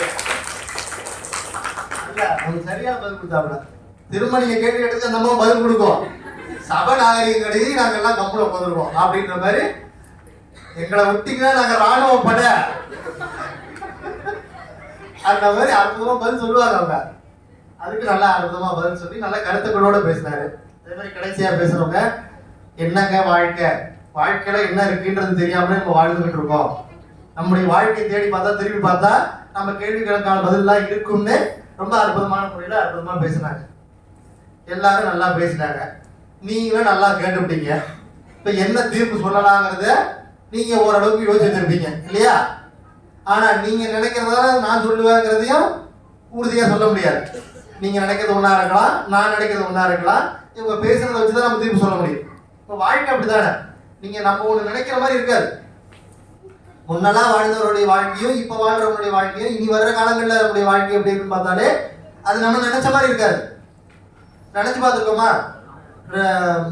ஒரு லேண்ட்லைன் போன் எடுத்து காதில் வச்சுட்டு இருந்த ஆட்கள் நம்ம, ஆனா போன் பண்ணி வெளிநாட்டில் இருக்கவங்க கூட வீடியோ கால் பேசுற அளவுக்கு வாழ்க்கையை மாறும்ன்றத நம்ம நினைச்சு பார்த்துருப்போமா? நினைச்சு பார்த்துருப்போமா? 2008 தான் ஜப்பான்ல அமெரிக்காவிலலாம் வீடியோ கால் அப்படின்னு ஒன்று வந்திருக்கு, போன்ல வந்து வீடியோ கால் பண்றாங்க அப்படின்னு ஒரு நியூஸ் வந்துச்சு சன் நியூஸ்ல. நான் இப்போ 8வது என்னமோ படிச்சுட்டு இருந்தேன், 12th ஏதோ படிச்சுட்டு இருந்தேன். அப்புறம் பார்க்கும்போது எனக்கு வந்து ஆச்சரியமா இருக்கு, என்னடா அது வீடியோ கால் பேசலாம் போல இருக்கு போன்ல அப்படிங்கிற மாதிரி இருந்தது. இப்போ நம்ம அதெல்லாம் தாண்டி ஒரு கட்டத்துக்கு வந்துட்டோம். மெட்டா அப்படின்னு வேற ஊர்ல ஒரு பையன் இருக்கலாம், ஒரு பொண்ணு வேற ஊர்ல இருக்கலாம், பார்த்துக்கலாம், பேசிக்கலாம், கல்யாணமே நடக்குது. எதுல? மெட்டாவர்ஸ்ல கல்யாணமே நடக்குது. ஐயா அமெரிக்காவில் இருக்காப்புல வர முடியாது, கல்யாணம் பண்ணுங்க, பண்றான். ஆனா நம்முடைய வாழ்க்கை என்ன, அது நம்முடைய தொழில்நுட்பங்கள் மாறுது, பழக்க வழக்கங்கள் மாறுது. கார் வந்து முன்னாடி இருந்த கார் கிடையாது, இப்ப அம்பாசிடர் கார் கிடையாது. இப்ப எழுத்தாப்புல போற கார் எவ்வளவு ஸ்பீட்ல ஓடுதுங்கிறது நம்ம நாளைக்கு உட்காந்து சொல்ல முடியும். மாறிடுச்சு, டெக்னாலஜி மாறுது. சன்ரூஃப்னு ஒண்ணுக்கு நாங்க யோசிச்சு பார்த்ததே கிடையாது, அந்த காலத்துலாம் யோசிச்சு பார்த்துருக்க மாட்டாங்க. இப்ப சன்ரூஃபோட நம்ம கார் ஓட்ட முடியும். சன்ரூஃபோட கார் ஓட்டினா தாத்தா கேட்கிறாரு, ஏண்டா திடீர்னு ஒரு தேங்காய் மேல விழுந்ததுன்னா கண்ணாடி உடைஞ்சு விடாதா அப்படிங்கிறாரு. சன்ரூஃப் வச்சதுக்கு நல்லா இயற்கை அழகா வச்சுட்டு போலாம் அப்படின்னு. ஆனா காருக்குள்ள தேங்காய் விழுந்தா என்ன ஆகுதுன்னு அவர் யோசிப்பாரு. அப்ப பழக்க வழக்கங்கள் மாறுது, தொழில்நுட்பங்கள் மாறுது, சிந்தனைகள் மாறுது. சிந்தனைகள் மாறுறதை நம்மளும் கண்கூடா பார்த்துட்டு இருக்கோம். நீங்க 10th படிக்கும் போது, நீங்க இப்ப 1வது 2வது படிக்கும் போது இருக்கிற பிள்ளைகள் மாதிரி இப்ப இருக்கிற பிள்ளைகள் கிடையாது. நீங்க நினைக்கிற மாதிரி இப்ப அந்த பசங்க நினைக்க போறது கிடையாது. 5வது படிக்கிற பிள்ளைகளுடைய மனநிலைமை மாறி இருக்கு, அவங்க பேசுற வார்த்தை மாறி இருக்கு. செம்மையா இருக்க அப்படிங்கிற அவன் பையன். What is the meaning of செம்மையா? நமக்கு தெரிஞ்சதெல்லாம் செம்மை அப்படிங்கிறதா தெரியும். செம்மைங்கிறான். ஒரு திருக்குறளை கேட்ட ஒரு பள்ளிக்கூடத்துல போய், அன்பிலார் எல்லாம் தமக்குரியர், அன்புடையார் என்பும் உரியர் பிறர்க்கு. நீங்களாம் 2K கிட்ஸா 90s கிட்ஸா? 2K kids sir, right. நான் 90s கிட்ஸ். என்கிட்ட கேட்டா குறள் முழுக்க தெரியும், உங்கள்கிட்ட கேட்டாலும் குறள் ஓரளவுக்கு சொல்லிடுறீங்க, முழுசா சொல்லிடுறீங்க. அந்த பிள்ளைகிட்டலாம் தெரிய மாட்டேங்குது. இப்ப பள்ளிக்கூடத்துல படிக்கிற பசங்களுக்கு தெரிய மாட்டேங்குது. ஏன்னா நான் ஏன் அப்படி சொல்றேன்னா, எல்லா இடத்துக்கும் போகிறேன், நான் பாக்குறேங்கிறதால சொல்றேன். நான் இந்த குறளை சொல்றேன், முதல் குறளை சொல்லும் போது என் கூட ராகமா சொல்றான், அன்பிலார் எல்லாம் தமக்குரியர் சொல்றான். அன்புடையார் அப்படிங்கிற கம்முனடா அவரே சொல்லுவாரு, நம்ம கேட்போம் அப்படின்னு. நான் வந்து ஃபில்லிங் த பிளாங்க்ஸ் மாதிரி டேஷ் உரியர் பிறருக்கு அப்படின்னு சொல்லிட்டு ஆப்ஷன் கொடுக்குறேன். ஆப்ஷன் ஏ எறும்பு, ஆப்ஷன் பி சதை, ஆப்ஷன் சி இதயம். இதுல ஏதாவது ஒன்று சொல்லுடான்னா நீங்களே சொல்லுங்க. அப்ப என்ன ஆகுதுன்னா, நம்ம படிக்கிற வழக்கம் போயிடுது, பேசுற வழக்கம் போயிடுது, எதை கத்துக்கணுங்கிற எண்ணமும் போயிடுது. வாழ்க்கை மாறிக்கிட்டே இருக்கு. நம்ம போற ஓட்டத்துல வாழ்க்கை மாறிக்கிட்டே இருக்கு, தொழில்நுட்பங்கள் எல்லாமே மாறிக்கிட்டே இருக்கு. மாறாதது என்ன இருக்கு அப்படின்னா, மனுஷன்ட்ட இருக்கிற மனிதாபிமானம், மனுஷன்ட்ட இருக்கிற மனிதம் என்கிற சிந்தனை மட்டும்தான் மாறாமலே இருக்கு. இன்னைக்கு யாருக்காவது அடிபட்டாலுமே கூட ஓடி போய் ஹெல்ப் பண்ணனாலும் ஐயோ பிடிச்சிட்டாங்களேன்ற நினைக்கிற இழப்பு தான் இன்ன வரைக்கும் நம்மள மனிதர்களா வச்சுக்கிட்டு இருக்கு இல்லையா? அப்ப நம்மள்ட்ட தொழில்நுட்பம் மாறலாம், பொருள் மாறலாம், வசதிகள் மாறலாம், ஆடம்பரங்கள் மாறலாம், எல்லாம் மாறினாலும் அடிப்படையா மனிதம் என்கிற ஒரு சிந்தனை மட்டும் இருந்துகிட்டே இருக்கு. இப்ப இதை வச்சுதான் நம்ம என்ன பண்ண போறோம்? வாழ்க்கையை அனலைஸ் பண்ண போறோம். இன்பத்தோட கூட்டிக்கிட்டு வாழ்க்கையை வாழ்றது மனித வாழ்க்கையா, இல்ல துன்பங்கள் எல்லாம் நீக்கி வெற்றி பெற்று வாழ்க்கையில வளர்றது மனித வாழ்க்கையா அப்படிங்கிறதான் கேள்வி. நம்ம நிறைய பேரை பார்க்கிறோம், வெற்றி பெற்ற மனிதர்களையும் பார்க்கிறோம், தோல்வி அடைஞ்சவங்களையும் பார்க்கிறோம். சில பேர் சொல்லுவான், நான் மட்டும் பாரின் போயிருந்தேன்னா அந்த காலத்துல என் ஃப்ரெண்டு மாதிரியே வீட கட்டியிருப்பேன். ஏன் நீ அப்படியே போறது? அப்போ போகாம இப்போ வந்து நான் அப்படியே போயிருந்தேன்னா அப்படின்னுவான். சில பேர் வாழ்க்கையில வெற்றி பெற்றவங்க பார்த்தா நமக்கு ஒரு பெரிய மகிழ்ச்சி ஏற்படும், ஒரு உத்வேகம் ஏற்படும். தம்பி கூட சொன்னாப்ல, நீங்களாம் எக்ஸாம் எழுதி பாஸ் பண்ணிட்டு வந்திருக்கீங்களா, அது என்னமோ பெரிய பெருமை நினைக்கிறீங்களே அப்படின்லாம் கேட்டார். உண்மைதான். ஆனா நமக்கு அந்த முயற்சி இருந்து நாம அதில் வெற்றி பெறோம்னா அதில் தப்பு கிடையாது. நம்மளை யாராவது இன்ஃபியூஸ் பண்ணாதான் அது தப்பு. சிக்கன்ல இப்ப என்ன இருக்கு, இன்ஃபியூஸ்டு சிக்கன் அப்படின்னா செத்து போன கோழிக்கு ஊசி போறோம். என்னது? செத்து போன கோழிக்கு ஊசி போட்டு அதுக்குள்ள இன்ஃபியூஸ் பண்ணி இன்ஃபியூஸ்டு சிக்கலாம். என்னது? நம்மளை தள்ளாம நாமளா போய் ஒரு வெற்றி அடைகிறோம்னா அது நமக்கு கிடைக்கிற வெற்றி. அது இவங்களுடையது. இவங்க என்ன சொல்றாங்க, நாம பாட்டு நம்ம வேலையை செய்வோம், அது பாட்டு நடக்கும் அப்படின்னா. அப்படி யாராவது இருந்து அந்த வாழ்க்கையில யாராவது வெற்றி பெற்றிருக்காங்களான்னு பார்த்தா அது ஒரு பெரிய கேள்விக்குறிதான். பாருங்க, நீங்க வீட்லயே பாருங்க, எல்லாரும் தூங்கிட்டு இருப்பாங்க. காலைல ஏஞ்சி ஒருத்தவங்க ஏஞ்சி ஆரம்பிச்சாதான், இனிஷியேட் பண்ணாதான் நம்ம ஸ்கூலுக்கு கிளம்புறதாகட்டும், காலேஜ் கிளம்புறதாகட்டும் அந்த வேலையை செஞ்சு முடிப்பாங்க. யாரு? ஆமா, அவங்க இல்ல இவனை மட்டும் போறானோ, இவனை மட்டும் வரானோ, இவனை போறதுனால நம்மளுக்கு என்ன ஆகும் போதுன்னு அவங்க உட்காந்துருந்தாங்கன்னா நம்ம என்ன ஆயிருப்போம்? பெரிய இடங்களுக்கு வந்துக்க மாட்டோம். ஒரு உதாரணம் சொல்றேன். வெஸ்ட் பெங்கால்ல ஒரு பொண்ணு, பிராமண வகுப்பை சேர்ந்த பொண்ணு, அந்த வீட்டுல 2 பெண் குழந்தைகள் பிறந்திருக்கிறாங்க. 3ஆவதா அந்த குடும்பத்தை சேர்ந்தவங்க ஒரு பொண்ணோட வயிற்றுல கர்ப்பம் ஏற்பட்டிருக்கு. 2 பெண் குழந்தையை வச்சு நம்மளால வளர்க்க முடியல, 3ஆவதா ஒரு பெண் குழந்தைய பெற்றெடுப்பானே, அந்த பெண் குழந்தைய கருவிலே கலைச்சிருவோம் அப்படின்னு ஸ்கேன் பண்ண பிறகு முடிவு எடுத்துட்டு அந்த குழந்தையை கலைக்க போயிருக்கிறாங்க. யார? வயிற்றுல இருக்கிற பெண் குழந்தை. அந்த பெண் குழந்தை போய் கலைக்க போகும்போது பார்த்தா டாக்டர் சொல்லிட்டாரு குழந்தை வளர்ந்து போச்சு, இதை கலைக்க முடியாது அப்படின்ட்டார். அந்த பிறகு குழந்தை பிறந்த பிறகு வளருது, நர்சிங் படிக்குது. நர்சிங் படிச்சுட்டு ஒரு பேங்க்ல கிளர்க்கா சேருது. கிளர்க்கா சேர்ந்து பல போராட்டங்களை தாண்டி அந்த பேங்கினுடைய மேனேஜர் ஆகுது, ஜெனரல் மேனேஜர் ஆகுது. அதுக்கு பிறகு சிஇஓக்கு அப்புறம் அந்த பேங்கினுடைய சேர்மன் ஆகுது. சேர்மன் அப்படின்னா என்ன அர்த்தம்? சேர்மன்னா என்னது? சேர்மன் தலைவர், சேர்மேன் இல்லையா? சேருக்கான மேன் தலைவர் அப்படின்னு அர்த்தம். ஒரு பொண்ணு உட்கார இடத்துல போயிட்டு மேன் அப்படிங்கிற பேர் இருக்கலாமா? இருக்கலாமா? இருக்கக்கூடாது. அதனால என்ன பண்ணாங்க, ஒரு சட்டம் இயற்றினாங்க. அந்த சட்டத்துல பேங்க்ல சேர்மன்ற பதவி இருக்கு. அதுல இது வரைக்கும் 200 வருஷம் பழமையான பேங்க் இருக்கு. அந்த பேங்க்ல 200 வருஷம் பழமையான பேங்க்ல 200 வருஷத்துல ஆண்கள் தான் தலைவரா இருந்திருக்கிறாங்க. முதல்ல ஒரு பெண் வந்து உட்கார போறாங்க. அப்ப சேர்மன்ங்கிற வார்த்தை இருக்கக்கூடாது, இந்த சேர்மன்ங்கிற வார்த்தைய சேர்பர்சன் மாத்தணும் அப்படின்னு முடிவெடுத்து இந்திய நாடாளுமன்றத்துல சட்டம் இயற்றி அந்த பொண்ணை அந்த பதவியில அமர வச்சாங்க. அந்த bank state bank of India. அந்த தலைவர், அந்த தலைவி யாருன்னா அருந்ததி பட்டாச்சாரியா, இந்தியாவின் முதல் ஸ்டேட் பேங்க் ஆஃப் இந்தியாவுடைய பெண் தலைவர். அப்ப என்னது, சாதாரண வார்த்தை தானே அது? சேர்மன்ங்கிறது சாதாரண வார்த்தை தானே? வச்சுட்டு டேபிள்ல வச்சுட்டு சேர்ல போய் உட்காந்து வேண்டியது தானே? அப்படின்னா இல்லாம ஒரு பெண் தன் வாழ்க்கையில் அடிபட்டு மிதிபட்டு அவர்கள் படுகிற துன்பம், அந்த பொண்ணுக்கு கர்ப்பத்தை கலைச்சிருந்தாங்கன்னா அந்த பொண்ணு குழந்தைய பிறந்திருக்காரு. ஆனா அதையும் போராட்டத்தை தாண்டி வெளில வந்து படிச்சு வேலைக்கு போய் இந்தியாவினுடைய நாடாளுமன்ற உறுப்பினர்கள் எல்லாரும் ஓட்டு போட்டு சட்டத்தை திருத்தம் பண்ணி சேர்பர்சன்கிற ஒரு வார்த்தை, சாதாரண வார்த்தை தானே சேர்பர்சன், சேர்மனுக்கு என்ன பெரிய வித்தியாசம் இருக்குது? இந்த சாதாரணமான வார்த்தையை சட்ட திருத்தமா கொண்டு வந்து ஒரு பொண்ணை உட்கார வைக்கிறாங்கன்னு சொன்னா இதுதான் வாழ்க்கையில் நாம் பெறுகிற வெற்றி என்பதற்கான அர்த்தம். ஏன் இந்த கதையை சொல்றோம்? அந்த பொண்ணு போனா அந்த பொண்ணை பார்த்து 4 பேர் வருவாங்க. இல்லைங்க வேணாங்க, நான் வீட்டில் வராட்டி தள்ளிட்டு வீட்டில் இருந்துக்கிறேன், நான் நல்லா குருமா வைப்பேன், குழம்பு வைப்பேன், வீட்டிலே இருந்துக்கிறேன் அப்படின்னு பொண்ணு இல்லாம இந்த மாதிரி ஒரு பொண்ணு வந்திருக்கா, அந்த பொண்ணு இந்த மாதிரி வந்து சாதனை பண்ணியிருக்கா, நீ அந்த மாதிரி வரணுன்ற மாதிரி சொல்லி அடுத்தவங்களுடைய வாழ்க்கையை நம்மளால தயார்படுத்த முடியும். என்ன பெரிய சாதனை பண்ணிட்டாங்க இவங்க வந்து அப்படின்னா, யோனோ கேஷ் அப்படின்னு ஒன்று இருக்கு தெரியுமா? அது கொண்டு வந்தது அவங்க தான். யோனோ கேஷ்ன்றது கிரெடிட் கார்டு இல்லாமலே நம்மளால பணம் எடுக்க முடியும், அதை கொண்டு வந்தது அவங்க தான். பெண்கள் மேல டெபாசிட் பண்ணா, பெண்கள் மேல ஹவுசிங் லோன் வாங்கினா இன்ட்ரெஸ்ட் ரேட் கம்மின்னு கொண்டு வந்தது அவங்க தான். இதுல என்ன சாதனை நடக்கும்?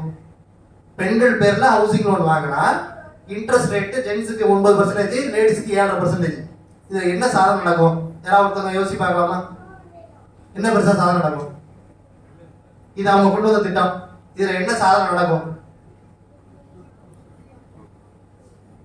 ஒரு ஆண் வந்து சொத்து வாங்குறான்னா, வீட்டை வாங்குறான்னா, அவன் பேர்ல வாங்கினான்னா 9% வட்டி கட்டணும் பேங்க்கு. ஒரு பொண்ணு தான் பேர்ல வீட்டை வாங்கினாங்கன்னா, லோன் வாங்கினாங்கன்னா, வீடு என் பேர்ல இருக்கு லோன் கொடுங்கன்னு கேட்டாங்கன்னா 7% வட்டி. 9,000 ரூபாய் கட்ட வேண்டிய இடத்துல 7,500 ரூபாய் நம்ம வட்டி கட்டினா போதும்னா ஆட்டோமேட்டிக்கா எல்லாரும் என்ன பண்ணுவாங்க? என் பேர்ல வீடு வேணாங்க, என் ஒய்ஃப் பேர்ல நான் லேண்ட் எழுதி வைக்கிறேன், என் ஒய்ஃப் பேர்ல வீடு கட்டுறேன், என் ஒய்ஃப் பேர்ல லோன் வாங்குறேன்னு பெண்ணுக்கு இயல்பாவே சொத்துரிமை வருவதற்கான வாய்ப்பு ஏற்படும். இது எவ்வளவு பெரிய சாதனை தெரியுங்களா? யோசிச்சு பாருங்க. பொண்ணுக்கு வீடு கிடையாது, பொண்ணுக்கு சொத்து கிடையாது, பொண்ணுக்கு நகை கிடையாதுன்னு சொன்ன காலம்லாம் தாண்டி இல்லைங்க ஒய் பேர்லயே நான் வீடு எடுக்கிறேன் அப்படின்னு ஆண்களும் மாறி அந்த மனநிலைக்கு கொண்டு போய் அவர்களை தள்ளுதுன்னு சொன்னா இது ஒரு பெண் செய்த சாதனை. எப்படி கஷ்டப்பட்டு ஒரு பொண்ணு வந்ததுனாலதான் அடுத்த பொண்ணுகளுக்கு அவங்க வாழ்க்கை கொடுக்கணுங்கிற மாதிரி என்ன ஆகுது. இப்ப இது என்ன பாருங்க, ஒரு செயின் ரிலேஷன் மாதிரி இருக்கு பாருங்க. அப்ப ஒருவர் பெறுகிற கஷ்டப்பட்டு பெறுகிற வெற்றி அடுத்து வருகிறவர்களுக்கு ஒரு முன்னுதாரணமா இருக்கு. நம்ம எல்லாரும் அப்துல் கலாம் பத்தி பேசிடுவோம். எப்படி கிடைச்சது? சும்மாவா கிடைச்சது அவருக்கு இந்த பதவி? அவருடைய வாழ்க்கையை திரும்பி பார்த்தா அதுல 1000 கேள்வி இருக்கு. தன்னுடைய அக்காவோட நகையெல்லாம் வித்துதான் MIT-ல வந்து படிக்கிறாங்க. யாரு? அப்துல் கலாம் அவர்கள் MIT-ல படிச்சார். MIT மெட்ராஸ் இன்ஸ்டிடியூட் அப்படின்னு. அங்க படிக்கும் போது ஒரு பெரிய வெள்ளம் ஏற்பட்டு ராமேஸ்வரத்துல எல்லாரும் பாதிக்கப்பட்டிருக்கிறாங்க. அக்காவை போய் பார்க்கணும், தாங்கிட்ட காசு இல்லை, தாங்கிட்ட இருக்கிற புக்கு ஏரோநாட்டிக்கல் சயின்ஸ் அப்படிங்கிற புத்தகம், அந்த ஒரு புத்தகத்தை கொண்டு போய் பழைய இரும்பு கடையில இரும்பு பொருள்லாம் வாங்கி விற்கிற கடையில கொண்டு போய் போடுறாரு. 400 ரூபா வாங்கிட்டு எதுக்கு எவ்வளவு பெரிய புக்கு கொண்டு போடுறேன்னு அந்த கடைக்காரர் கேட்க, இல்லைங்க எங்க அக்காவுக்கு உடம்பு சரியில்லை, அது மாதிரி ஆபத்துல இருக்கிறாங்க, அவங்களை பார்க்க போறேன், 400 ரூபா பணம் தேவைப்படுது அப்படின்னு அந்த புத்தகத்தை அவர் வாங்கிக்கிட்டு அந்த 400 ரூபாய் பணத்தை கொடுத்துட்டு, நீங்க போங்க தம்பி, நீங்க எவ்வளவு நாள் கழிச்சு வேணா வாங்க, நான் உங்களுடைய புத்தகத்தை அப்படியே வச்சிருக்கிறேன் விற்காம, நீங்க உங்களால எப்ப முடியுமோ அப்ப வந்து இந்த புத்தகத்தை மீட்டுங்கன்னு அந்த பழைய இரும்பு கடைக்காரர் சொல்லியிருக்கிறாரு. அவரும் போயிட்டு அக்காவை பார்த்துட்டு திரும்ப ரிட்டர்ன் வந்து பணத்தெல்லாம் திரட்டிக்கிட்டு கொண்டு போய் அந்த புத்தகத்தை, அடமான வச்ச புத்தகத்தை திரும்ப மீட்டு வாங்கி படிச்சு என்ன படிச்சாரு? Aeronautical science படிச்சாரு. 14 பேர் செலக்ட் ஆகிருக்கிறாங்க. இவரால் செலக்ட் ஆக முடியல. தற்கொலை படிக்கலான்னு தோணுது. நார்த் இந்தியாவில் ராமகிருஷ்ணா மிஷன்ல பேசின பேச்சை கேட்டு தன்னுடைய மனநிலைமையை மாத்திக்கிட்டு தன்னுடைய பணியை தொடர்ந்து இந்தியாவுடைய மிகப்பெரிய அறிவியல் விஞ்ஞானியாக, நாம் போற்றுகிற தலைவராக, எல்லா தெருலையும் இருக்கிற பிள்ளைகள், எல்லா ஊர்லயும் இருக்கிற பிள்ளைகள் சைக்கிள் அவருடைய படத்தை வச்சுக்கிட்டு அவருடைய இறப்புக்கு அஞ்சலி செலுத்தினார்கள் சொன்னா, இவர் படிக்க வேணாம்னு நினைச்ச அக்கா இருந்திருந்தாங்கன்னா இவர் வந்திருக்க முடியாது. தன்னுடைய பணத்தை கொண்டு போய் அந்த புக்கை திரும்ப அவர் வாங்கினா நம்மளுக்கு ஒரு சயின்டிஸ்ட் கிடைச்சிருக்க முடியாது. தனக்கு வேலை கிடைக்கல, தான் போய் தற்கொலை படிப்போமே நினைச்சவருக்கு ராமகிருஷ்ணா மிஷன் கிடைக்கலன்னா நமக்கு அப்துல் கலாம் என்கிற ஒரு பெரிய தலைவர் கிடைச்சிருக்க மாட்டாரு. இப்போ வாழ்க்கை நம்மளுக்கு எவ்வளவு அப்சர்வன்ஸை கொடுக்குது பாருங்க. ஒவ்வொரு இடங்களையும் இடங்களை கொடுத்துட்டே இருக்கு. அந்த இடங்களெல்லாம் தாண்டி நாம வெற்றி பெற்றோம்னா அந்த வாழ்க்கை எத்தனையோ பேருக்கான வாழ்க்கையாகுது, உதாரணமாக மாறுது. அப்ப நம்ம என்ன பண்ணணும்? சும்மாவே இருந்துக்கிட்டு இல்லைங்க போதும் அப்படின்னு ஒரு மனநிலைமைக்கு வந்து வாழ்க்கை இதோட முடிச்சுக்கிட்டா என்ன ஆகும்? நம்ம வாழ்க்கை நம்மோட முடிஞ்சு போயிடும். என்கிட்ட இருக்கிற ஒரு வெளிச்சம் பக்கத்துல கொண்டு போய் சேராது. என்ன யாராவது உதாரணமா சொல்லுவானா, அவர் எவ்வளவு பெரிய ஆள் தெரியுமா, டெய்லியும் காலையில் எழுந்தாருன்னா காஃபி குடிப்பாரு, டிஃபன் சாப்பிடுவாரு, போய் தூக்கிடுவாரு, அவரை மாதிரி நீ வரணும்டா சொல்லுவோம் யாராவது?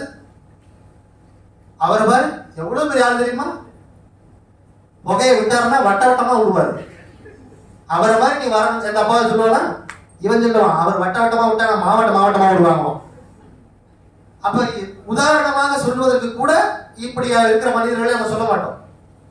இன்பத்தோடு வாழற, எதையும் செய்யாம இன்பத்தோடு அப்படியே கடந்து போயிடலாம் நினைக்கிறவர்களை நம்ம உதாரணமா சொல்ல மாட்டோம். ஆனா துன்பத்துல ஒரு பொருள் யாரோ சொன்னாங்க, நாம துன்பத்தில இருந்து அதுல இருந்து கிடைக்கிற வெற்றி பெரிய மகிழ்ச்சி நமக்கு கொடுக்கும்னு சொன்னாங்க.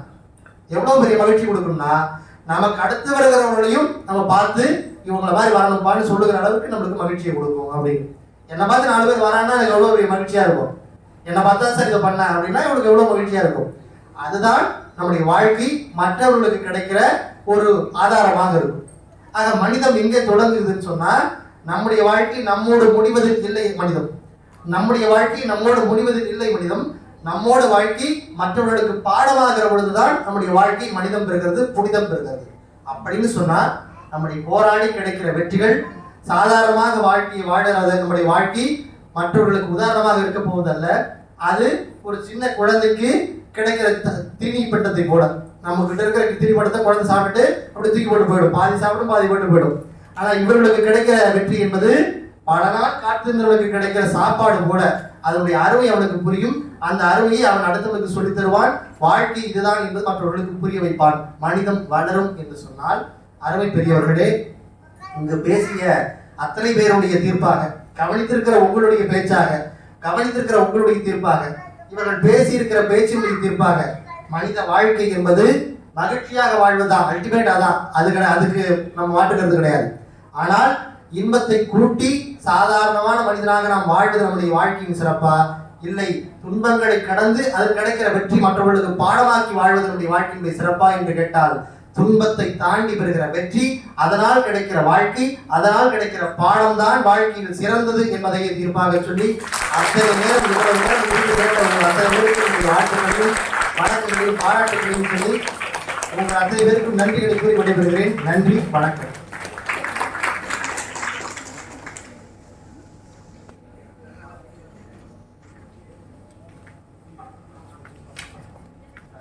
சிரிப்போடு ஆரம்பிச்சு சிறப்பான கருத்துக்கள் பேசி இறுதியா தரமான தீர்ப்பு கொடுத்த நடுவருக்கு நன்றி. பேச்சாளர்கள் மற்றும் அவர்கள் அனைவருக்கும் நன்றி. விருந்து தமிழரோட பண்பாட்டுல இருக்க முக்கியமான ஒரு விஷயம். விருந்துனா என்ன?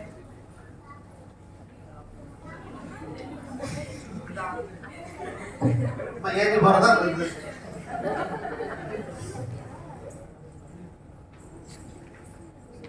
அனைவரையும் கூப்பிட்டு மொழி, மதம், இனம் எதையும் பாராமல் மன நிறைவோட எல்லாருக்கும் வயிறு நிறைய போடுறதுதான் விருந்து. அந்த விருந்துக்கு கோல்டன் ஜூப்ளி ஹாலுக்கு எல்லாரையும் அழைக்கிறேன்.